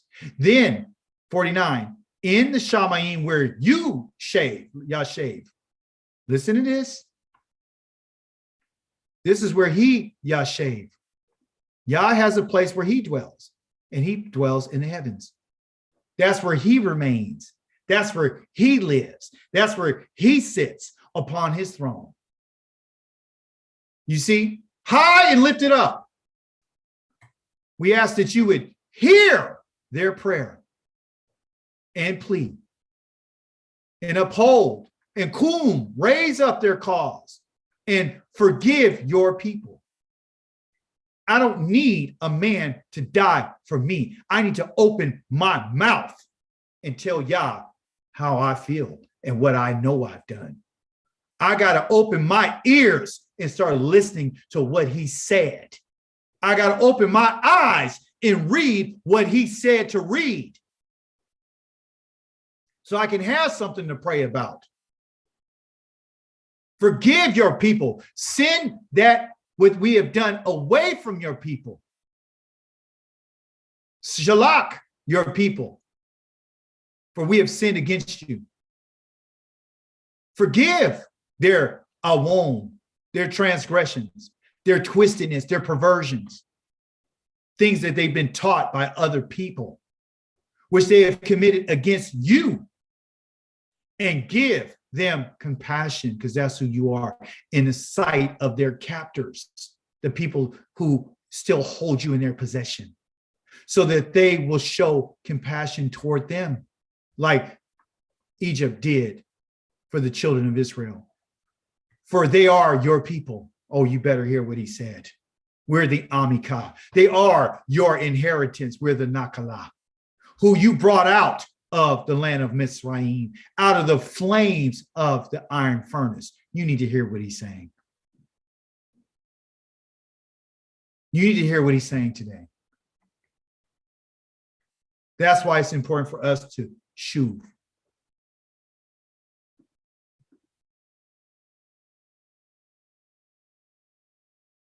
I want to thank you for your time today. I want to thank you for your participation. I want to thank you for your ears and your eyes. I want to thank you for your questions. I'm telling you what the Most High has said. This is what we need to learn and understand if you and I are fully going to remain and to be part of this family. Period. Any questions, contributions? I've already held you long enough. I'd just like to say Toda Rabah for a beautiful, beautiful Shabbat lesson.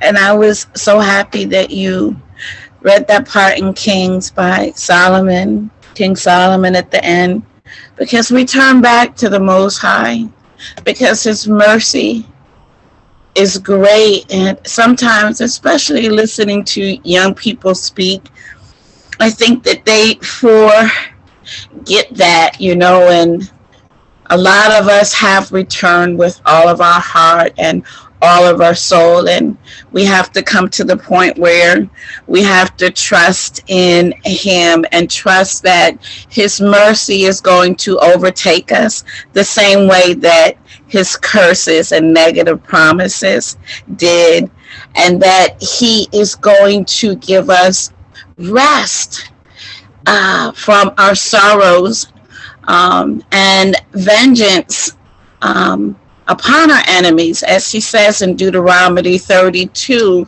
not, as you said, for like sacrificing his son and that whole New Testament machinations, but because they've done so much to his sons.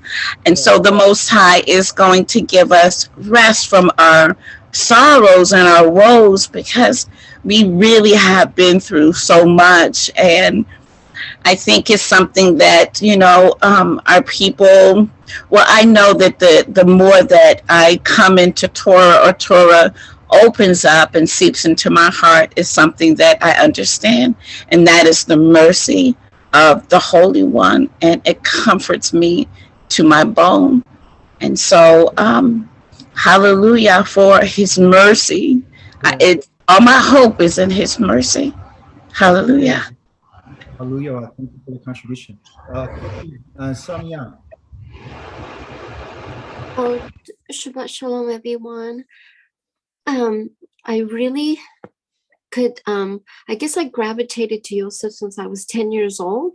I'm not even close to his character or as good as him, but I could relate to him the most, maybe because I have so many siblings. But the key word that I learned from today was so important to me personally, was that we gravitated to our Father's wisdom. I think was so important, because like all of us today, or we're searching to know Torah, is because we're gravitating towards his Torah and his wisdom. Yeah. And that was really important to me today. So I wanted to say Toda Rabbah. And I learned a lot today that I really needed personally. So I want to thank you again. Praise Yah. Thank you for that contribution, Akoti. Thank you so much. It is a big deal for us to gravitate towards that wisdom and to be drawn and to literally sit at his feet. And he's the teacher of all humanity. That's what he says. That's what he does. And that's something that we, have failed to understand over the course of our lives, is that we're here to be taught. It's not we have it all figured out. We're always going to be in this mode of learning. Praise Yah. Aki, Lucas, I see your hand. Go ahead. Hey, I just had something I wanted to follow up again from 2 Shabbats ago about the name Yahweh. Just given that it's being derived from the Nakud, which is what I think was the Masoretes created, like 500 BC or something like that. Anyways, how can we know for sure if we're going off of what essentially the Jewish scholars have defined as the vowelization, as the correct vowelization? That's not to put it in, it's kind of going for more like absolute certainty.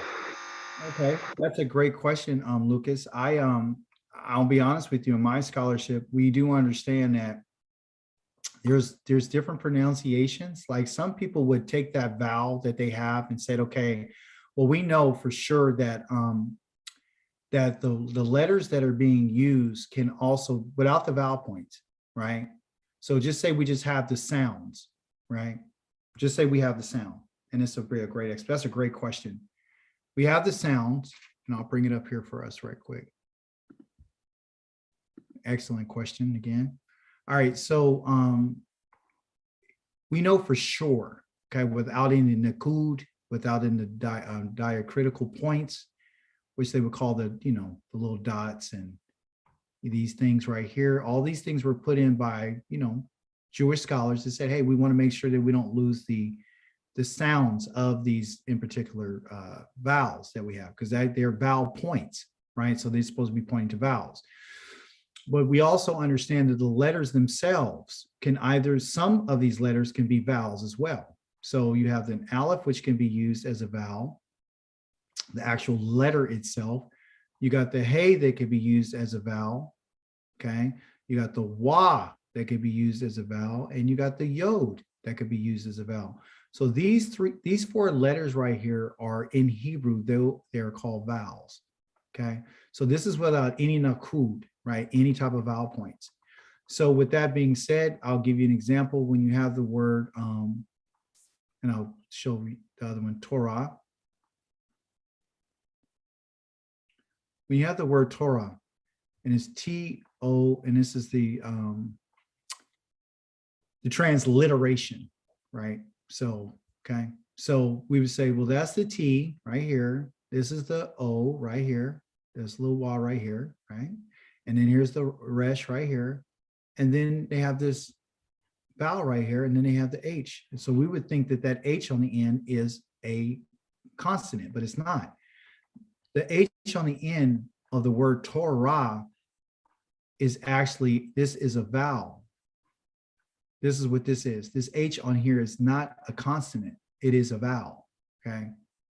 That's what it is. It's a vowel. It's being used as a vowel, all right?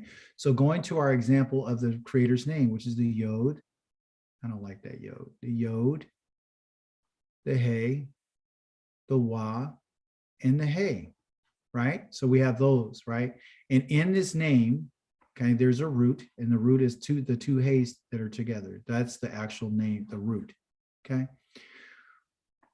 But this first letter right here, you got to ask yourself the question, is it a vowel or is it a consonant? What do you think it is?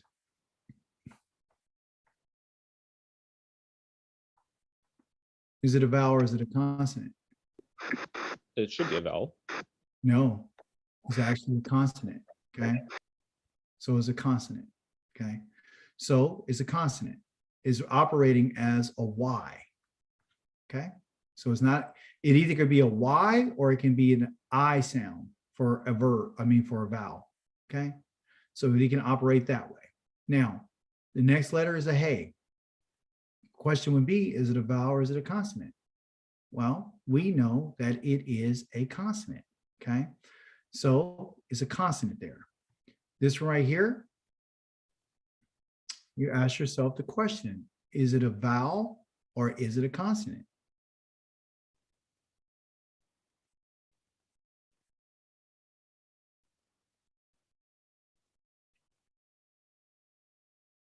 Is it a vowel or is it a consonant? Is it operating as a W or is it an O or a U? Okay, that's the question. And the answer is, it is a consonant. It's operating as a W, okay? The wah sound. In the Hebrew, the wah is used for either a dot on the side, a shrek, or over on the top, a kolam. So it's either operating as an O or U. So they use this in particular letter as a vowel or a consonant. If it's not a vowel, then it's a consonant. And it operating as a consonant, it is a W sound. So that's why we have this. And this is actually the root. This right here means he. Okay.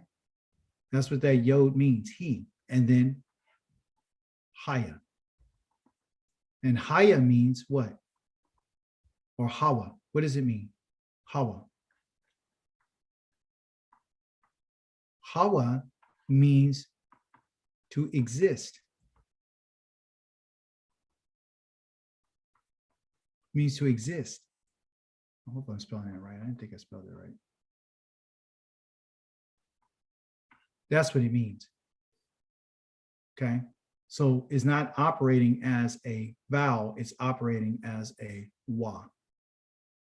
So that's how we understand it. But in terms of pronunciation, some people call that wa, like, you know, Yahweh, not Yahweh, but Yahweh, you know? So you're going to have some different dialects, but to be honest with you, no one really knows.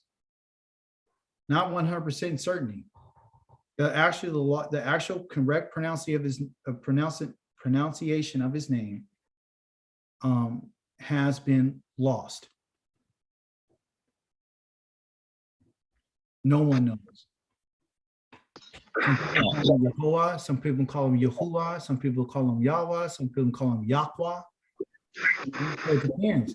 Like I can show you in the Torah, or I can show you that different pronunciations of the letter Shin was being, like, part of Israel would say the Shin as an S sound, Sibaloth or Shibaloth. So it's always going to be that. You know, it has to do with regions. It has to do with all kind of stuff. So that's a good question, though. But to be honest, to be 100 with you, you're absolutely correct. There is no 100% absolute of what that name, the proper pronunciation is. All we can do is go off of what we have in front of us. Okoti Genie. From the research I have done, I guess the ancient Hebrew language sounds more like African languages. And so now the modern Hebrew is derived from Latin, Judeo-Arabic, and Yiddish. And so that's why it sounds like Yahweh, but it's Yahweh from what the research I've done. And then also the Israel language, or the modern Hebrew language, is the Academy of Hebrew Language, an institution founded in Israel in 1953. They decide what words is correct, and they're doing it. So the ancient Hebrew language is lost, actually. I don't know, maybe only a few people know how to pronounce it correctly, but the modern language, Hebrew language, was actually, the institution was founded in 1953 in Israel. It's from what the research I have done. So they get to decide what is the correct language. It doesn't necessarily mean it's true. Right. I got you. Yeah, but there's a family of languages. I mean, even in the Arabic, they use the wa. They don't even use the V sound of the Polish or the European. They don't use that. They use the wa, and that's even in Aramaic and also in Arabic. They use that. I want to show you one last thing, Lucas. One of the sources that I have, and I want to show for everybody too, because that was an excellent question. And it's something that we all, we struggle with. Okay, so for example, can you see my screen? Yep. Okay, so here it is. The author of this in particular one is called Jeff Brenner. Okay, and what he did is he went in and he let me see, yeah, Jeff Benner, Benner, Jeff. Okay, what he did is he went in and he found all the agricultural meanings, and what they're trying to do is reconstruct the language, because of course, like you said, it's been lost over time, right? So this reconstruction of the language is what he specialized in. And I've looked at other scholarship, and a lot of them agree exactly what we're seeing here. So they understand it's pictograph. Everything is a pictograph, right? So the actual root of this name, of the creator's name, is this root called a parent root. And it's these two images right here, which is this hay and another hay, okay? That's what this is. And the action of it means to breathe, okay? Breathe what? Your breath. Abstract, it means to exist, okay? So it says this pictograph represents one who is looking at a great sight and with his hands raised up and taking a long breath like, oh, you see that, And the pictograph represents the one who's looking at a great sight. So it's one taking a breath, so it's doubled up, right? So that's the parent root. So the idea of existing is to literally breathe, right? That's on 101. Let's look at 102. On page 102,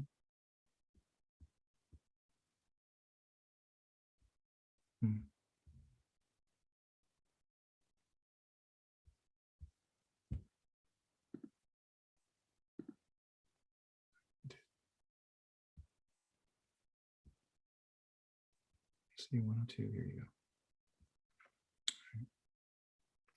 Continuing on, so one is, here's the verb. So the verb of this actual name, here you go, is right here. Okay. Which is the hey, the wa, and the hey. Okay. And if you notice up here, is the hey, the dub, this they're transliterating, and it means to exist. Okay.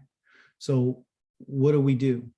Well, the creator's name is a yod. If I put a yod right there, it means, and this represents he or the hand. Okay. Which we know that he exists by the things that he's made. That's why he tells us, I exist. I'm the one who made everything. By what? By my hand.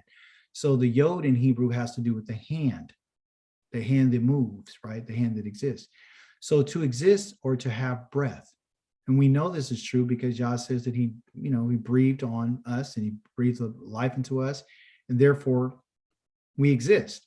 So our existence is based upon the breath that he's given to us. So anytime that you put his name, you put that yod in front of it, meaning he, you can see right here, that's his name. So in the book of Exodus, chapter number, no, what is it, Exodus? Yeah, Exodus chapter number 3, he said something about what his name is, okay? I don't know if you've ever seen it, okay? But also too, let me show you this. So you got that verb to exist with Hawa, right? And then you have down here, the next little definition, which has a yod, which you would get called haye, okay? This one right here, or haya. When you notice when you put a yod in front of that, you got that word yiye, meaning to exist. So we have several different roots. We got the hey with the wa, it means exist. You got the hey with the yod, which means exist. Haya and hawa means to exist, right? Idea around behind it is to exist or to have breath. Okay. That which exists has breath. Okay. In Hebrew thought, the breath is the character. So we're not just talking about the creator as a human being. He's saying, since I'm the one who's provided breath to everything, right? I'm talking about my character. I'm talking about who I am. That's why he says I exist, because I'm always talking about my character, right? So in our Torah portion that we read this week, everyone, it uses this word, and I'm about to show it to you. It uses, and thank you all for staying, it uses this word or these words all the time. Like, here we go.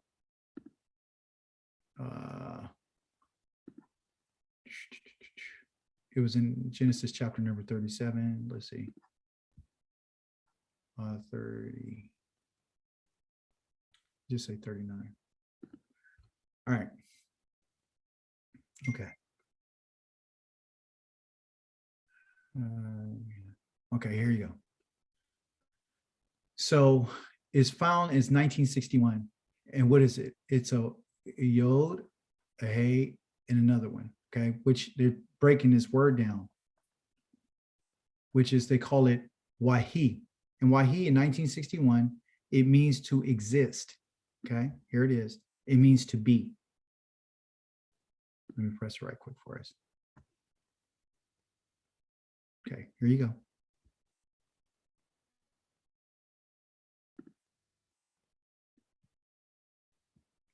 There you go. So when we looked at our lexicon, it gave us this same word right here. Okay, and it means to fall. They put it as to fall out or to come to pass or to be, become or be, meaning to what? Exist, right? So this word, haya, but when we're seeing it now, we're seeing a wa, a yod, a hey, and another yod right here, wahi. All that is a grammatical breakdown, because once you start adding stuff, and that's a whole nother topic, when you start adding different letters or different words, if I added a yod to this word, it's called a weak verb, it will actually drop a letter. So that's why when you look at it over here, try to explain it in a perfect way. Let me see.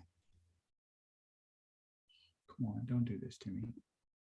when we look at it, that's why it changed its form, because it's going through a grammatical process, a structure. So the same, even though it's not saying, Haya right here, but it's saying this right here, is exactly the same thing. They just added this yod right here to the front of it, and they added the wa. That's why it changed. That's why one of the letters dropped off. That's why it doesn't have a hey right here, because they added this letter right here to it. Anytime you add a letter to a weak verb, it will actually drop. Okay. But anyway, my point is that within this story, or the story that we have that we read this week in our Torah portion, you're going to see this used all the time. So for example, I want you to count how many times. So here you got one, right? So there's one right there. That's in verse number 2. And then you're going to go down here. Let's see. Number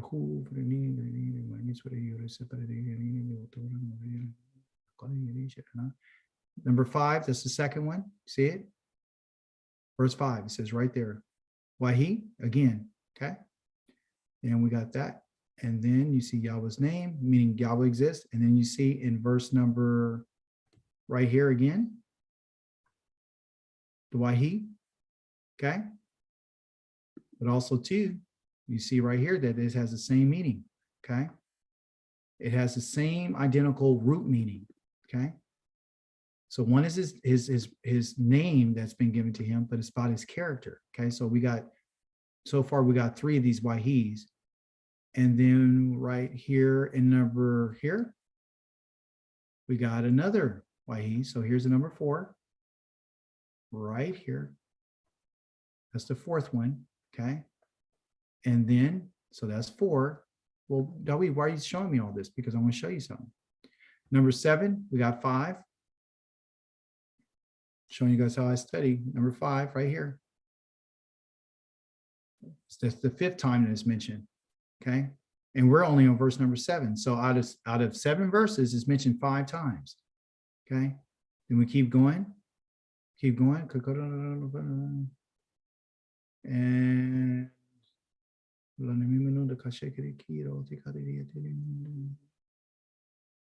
there you go, verse number 10, 6 times. Right here. 6 out of 10. That's 60% so far. Okay. Let's continue. So I got 6 times. Number 11, 7 times.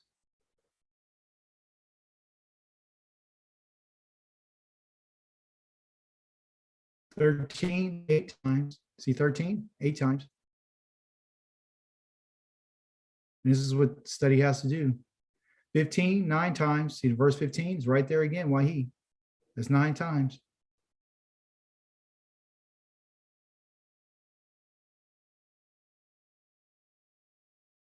So I'm at 9 times so far. 18, 10 times. 19, 11 times.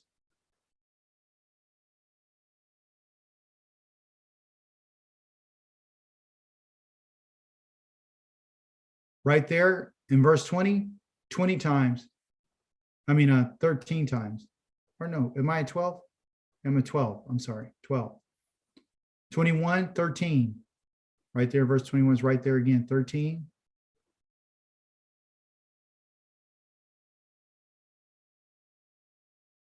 All right.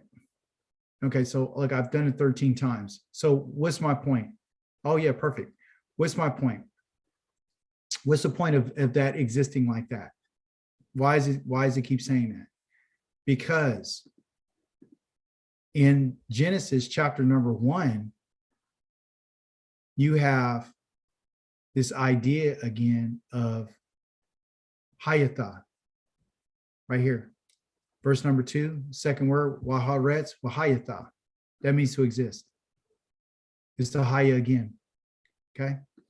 So my point is, and this is going to be mentioned a lot in Genesis, okay? You always go here, this wahi, this wahayatha, wayomer. Look, there it is, verse number 3.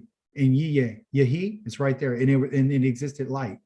So what you do is, when you see this word, especially when it's first mentioned in the Hebrew scrolls, it kind of sets the tone about what does it really mean? So to exist, light came after Yah has spoke it, right?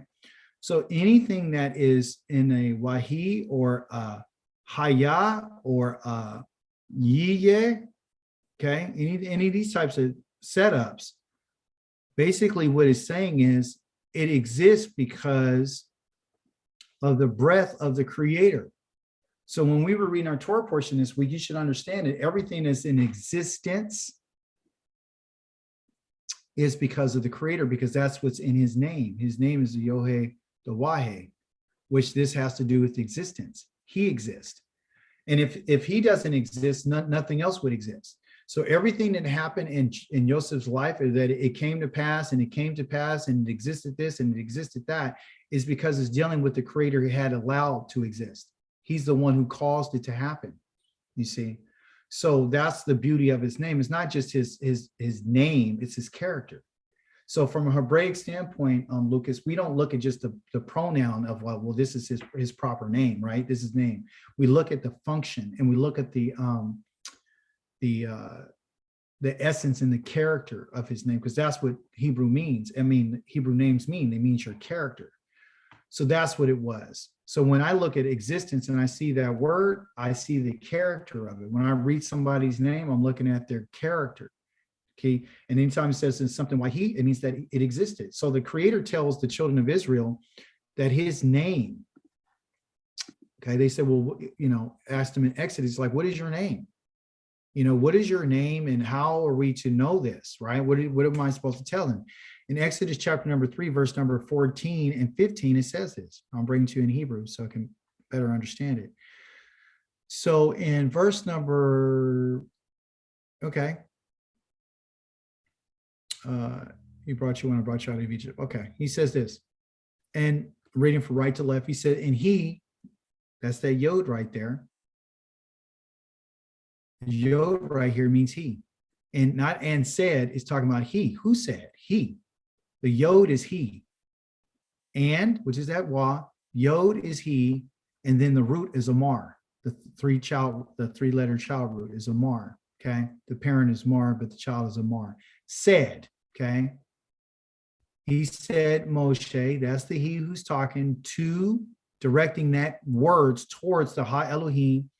Hinei Anoki, suppose I will go to the sons of Israel, the Bnei of Israel, and way Amarti, and I would say to Lahim Elohe of the Abothekim, the Elohim of your fathers, he's the Shalakani. He sent the Elokim, he sent me to you.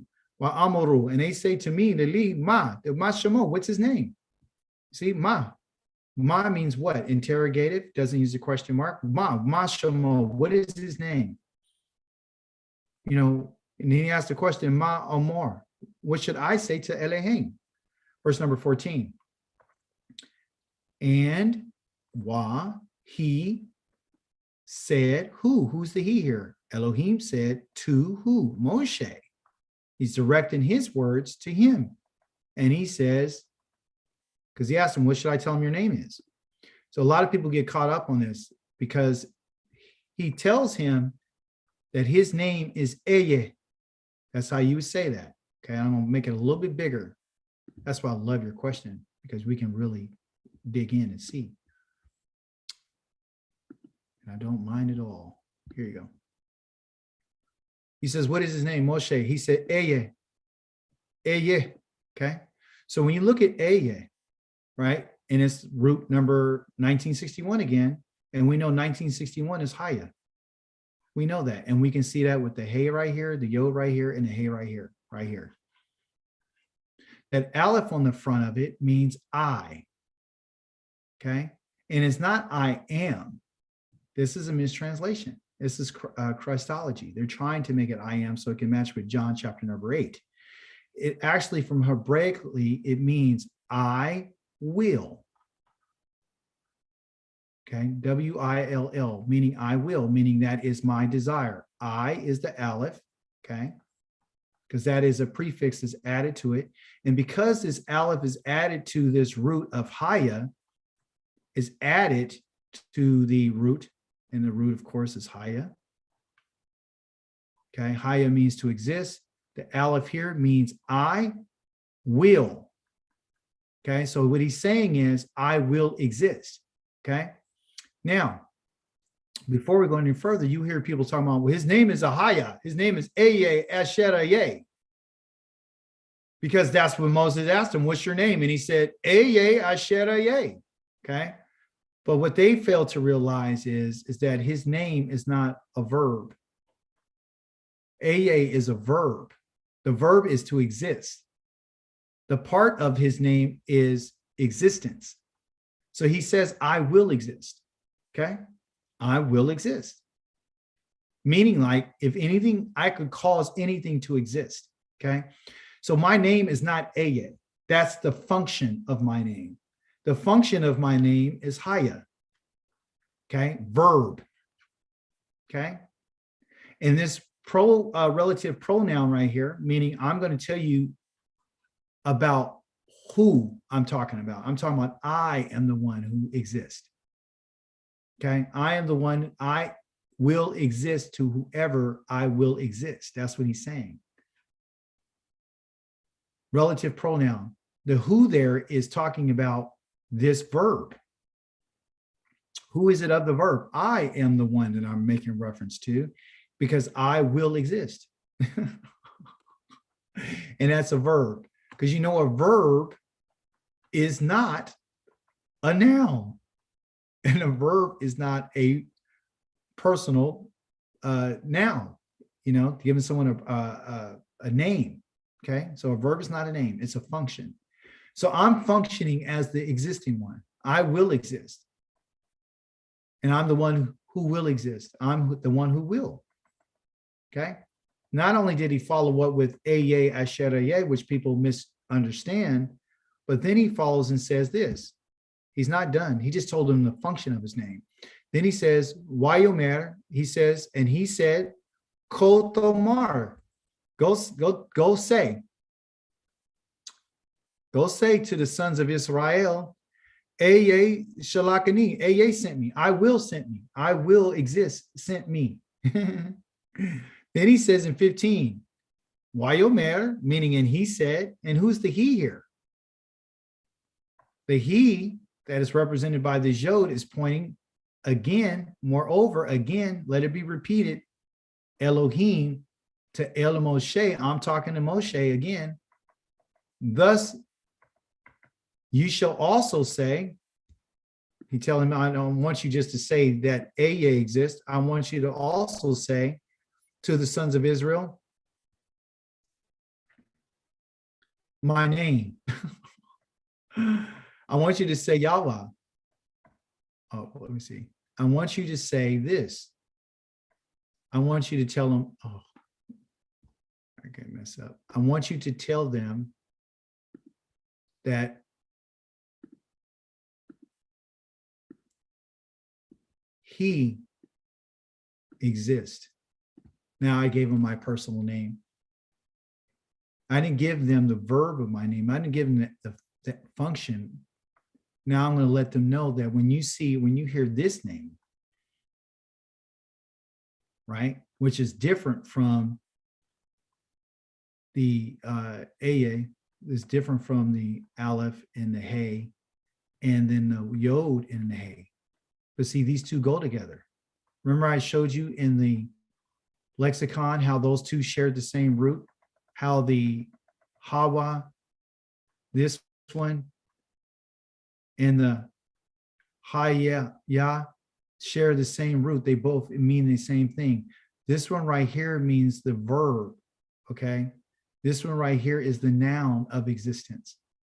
That's why I am who I am, right? This is how I function. These are equal, okay? And all you have to do for you to know that it's me is to put that Yod on front of it, meaning he. He exists. And my name is he exists. Because why? Because that's the function. I will make something be. Because I have always done that, right? So then he says that that's his name. He says, I'm the one of your fathers. He says, say to the sons of Israel, Yahweh Elohei of the Avothekim. He's the Elohei of Abraham.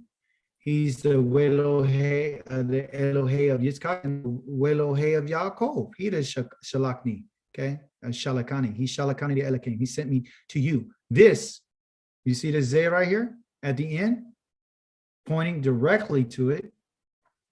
This, okay? The implied is, because there's no word for is in Hebrew. This is my Shemi. What's my name? My name is Yahweh. That's my Shemi, to Lo Olam. That's why I'm going to be memorized. And Wazeh, this is a Zikri, this is a memorial from generation to generation. That's why he's always saying Avraham, Yitzhak, and Yaakov, because this is my name that will forever be known. It's the La Olam. That's my Shemi.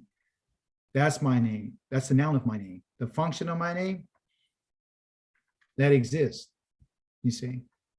And then finally, in the same book, he turns around and he says that our fathers did not know him. Okay. And why Yomer Yahweh? See, and he said Yahweh to El Modeshere Ata Tire. You go ahead and you shall see the Adeshere Sa. And you're going to see what I'm going to do to Paro. For the Kita Bayado de Kazakwa, from his mighty hand, he will shalak it. Yashalakim, he will send them away, not let them go, send them away by his hand, by a kozakwa, by a hard and mighty hand, he will drive them out of his land. And he spoke, why do better the Yahweh to Moshe, and he said to him, what did he say? He said in verse number 2 right here, he says, Ani, I am who?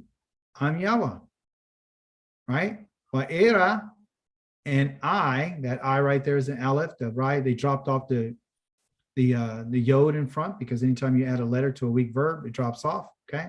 He says, I appeared to Abraham and to Yitzchak and to Yaakov as Baal Shaddai. Okay. I appeared to them as El Shaddai, the Baal Shaddai, the God of Almighty, the El Shaddai. But then he says that for the children of Israel, he says the Ushamim right here, my name, and the Ushami, Yahweh, that's my name. Lo, I've never made myself known to them. Yadati, I have not known to them. And what does he mean by that? Did they not know his name? Because we see clearly that they called upon him, made an altar to his name. So what does it mean to know him? It means that they didn't understand the essence of his name. Okay, so for example, okay, he says, they didn't know me. They don't know me. They have never known me. That noon right here means that they were never caused to know me by my name. Yadati, they don't know the Delahim. I have not revealed my name to them in this sense. And so the revelation of his name, everyone, is not the Yod, the Hey, the Wad, the Hey. That's not the revelation. That's not the revelation. That's just the name. The revelation of his name is found in Exodus chapter number 34. Because Moshe said, I want to know you. Show me and teach me your ways. And so he tells him in Exodus 34, he says, listen, why Yomer Yahweh? So now Yahweh's speaking again. He said, Yahweh to El Moshe. You guys see the same hard. You say the same thing over and over again. Why Yomer Yahweh? El Moshe. He says, Pasol leka, meaning cut for you to the Shane, the Lukote Avanim, the stones, the Kavrishanim, like the first ones, and the Wakatati, I will write upon the tablets of Et Hadavorim Asher de Hayu. So again, here's our word Haya right here, 1961. I want you to write the words in which talking about what am I talking about? What am I going to write? I'm going to write the words in which existed. That's right. This Hayu. So you can see they just added another letter. This means Haya right here. But because this is a weak verb and they added this wa right here on the end, which is it can be used as a vowel, the u vowel, right? Right here. That's what this equals. Once they put that in meaning you, third person plural, when I added that to that word existed, he says that which existed. Asher is a chord. Okay. And a chord is supposed to tie these words, okay, or in the action of what he was going to do. This is tying the action and putting a cord, or more like a rope, between the idea of this and the idea of what he's going to do here. Okay, so that word Asher, you're going to see it's mentioned over 50,000 times. So that which existed, okay, that's what 1961 is Haya. And if we want to verify to say it was Dawid telling us the truth, Dawid should know this. It is Haya. It is Haya. Okay, it's spelled differently here. Why? Because they added another letter to the end. It's Haya. It's a verb. Okay, Haya. It's right there. So that which existed upon the tablets of the Harishanim, the first ones, which letting them know which one, what, tying a rope to the Harishanim, to the ones that were broken. So that I share as a rope that just ties things together, because Yah wants you to understand that when you're talking about the words that he says, it's always going to be a rope. And a rope is supposed to help you what? Bind things together. So what he's doing in the language is he's binding actions to nouns through what? This word Asher, right? Which is a cord, which is kind of go with our Torah portion, talking about these cords and binding and so forth and so on. So, and the stronger the rope, the stronger the cord, the stronger the binding is going to be. And look what he says in verse number 2. Wahaya, or Wahaye, and let it be. 1961 again. 1961 looks different. Why? Because what? They just added a wah in the front. So be. Nakom, be ready, be established in the morning, and come up to in the morning, okay, when the day starts to come out, to Mount Sinai and present to me on Sham al the Rosh of the Hahard. And he came up to him, the man, he said, make sure no one comes up with you. I'm just going to speak through. And then he says, cut these tablets, so forth and so on. And then this is what he says. And Yahweh stood, okay, while Yered, like Dr. Yered, descended Yahweh. He came down in a cloud, and he stood firmly, what? Upon it, with him, what? There, on the where? On the stone. He stood there. And he Wayikra, the Bashem, and he called the name of Yahweh. Yah had proclaimed his name to him. He claimed the name of Yahweh. Right here, the Yod, the Hey, the Wah, the Hey. Right here. Okay. And he passed over Yahweh upon the face of him, and he proclaimed, meaning he read out his name. That's what he did. He read out his name. He said, Yo he wah he. He called out the letters. Yod he wah he. Then he said it again. Yo he wah he. So it's amazing that our Creator proclaims his name to Moshe. Okay. So in English, we would say this way. Let me see. Then he goes on in English, and then he tells you everything about what his revelation of his name is. Okay. So we want to make sure that we understand this, because just calling him by his name is not what his name is. The revelation of his name is this. In 34:6, he says, boy, they just can't. Oh, you don't want me to get here at all. You see what's going on? 34. Okay, here's 34:6 says this. So Yahweh passed. You got Adonai right there, but his name is Yahweh. We saw that. Yahweh passed before him and proclaimed Yohe Wahe. Of course, they put that Vav right there because it's, being corrupted. Yohe Wahe. And guess what? He tells you the revelation of his name. The revelation of his name is that he's Elohim. This is why he said your fathers didn't know me like this. Merciful. Why? Compassionate. Why? Slow to anger, rich in grace and truth, showing grace to the 1,000th generation. So you're saying Abraham, Yitzhak, and Yaakov didn't know him by this name? He's saying that they didn't know this revelation of my name, right? Because the thing about it is that your fathers, I had a different relationship with them. This name that we have you all is revealed to us why they were in Mitzrayim, why they were in their slavery. And this is why he always says that I am Yahweh, who brought you out of the land of Mitzrayim. So this name is associated with he that exists. You know that I exist when I bring you out of your slavery. You know that I bring you out when I bring you from under oppression. You know that I'm Yahweh. He says, because you guys don't really know me. You really don't know me yet. You've heard of me, but you really don't know me. You're going to know me when I forgive all your offenses, your crimes, and your sins. You're going to know me when I don't exonerate the guilty, when I kill everybody in the wilderness that I told you.